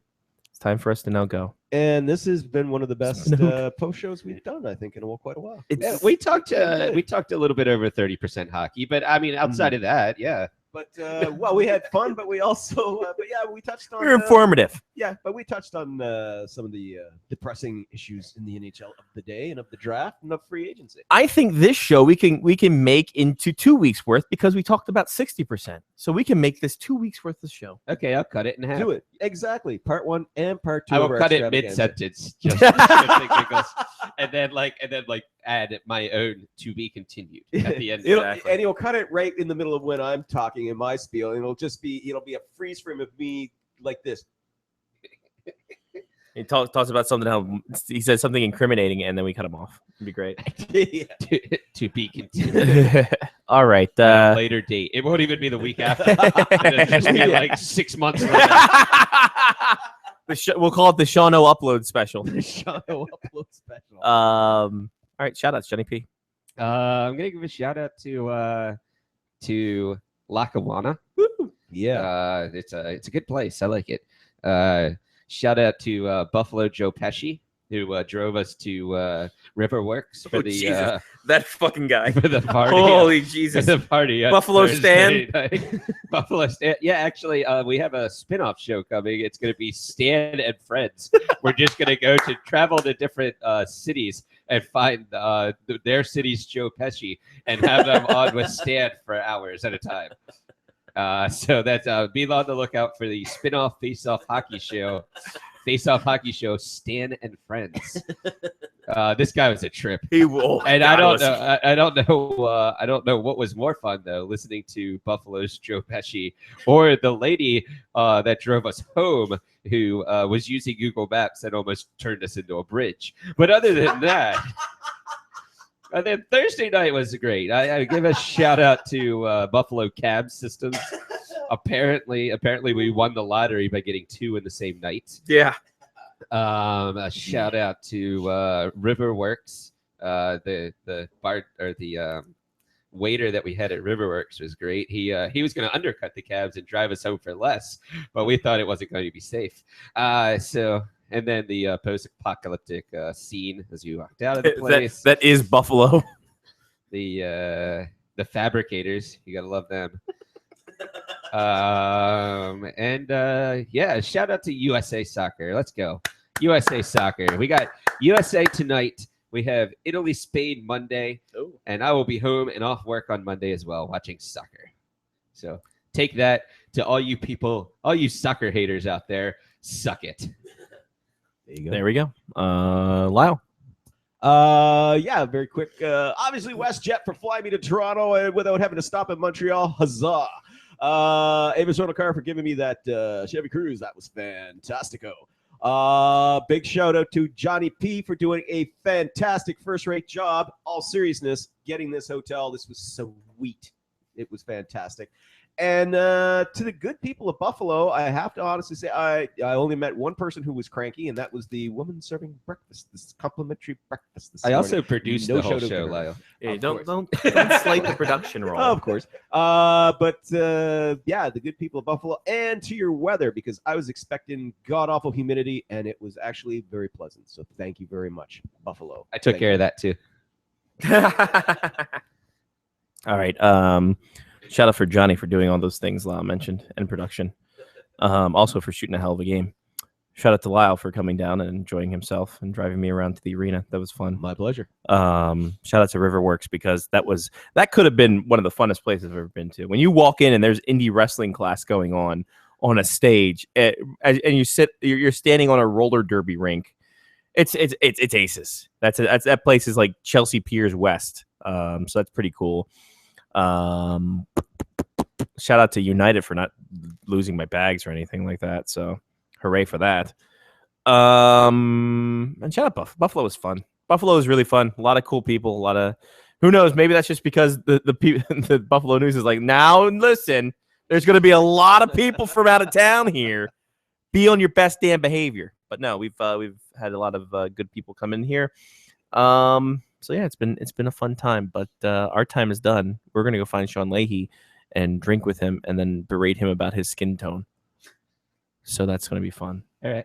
So for Johnny P, Lyle Richardson, I'm Scotty Watts. Take care of yourself and someone else. Thanks again to Sean Leahy, Mark with a C, and Matt Harding for coming on. Greg Wyshynski with the run-in. And, I like how you're bringing up Mark as a guest. Exactly. Well, he was here for like 3 minutes. But God bless him. Love him. Shout out to your mom and dad too. Yeah, looking great. fantastic. Yeah, Doing yeah. great. Cameo by Mata and Fada. Mata and Fada. Check us out Wednesday when we'll be doing God knows what. Probably more Steve Stamkos talk because why wouldn't we? And then, we'll check us out for more fun after that. So, till then, faceoffhockeyshow.com and Faceoff HCKY shows at Twitter, and FOHS Radio is the Facebook. Until we speak to you next, peace. All right, that'll hold those sons of bitches. I swear to God, every single time we do a draft show, they're like, oh, where's the draft show? Where's the draft show? I don't fucking... You have the mouse. The mouse is live. Oh, my God. Oh, no. What the heck?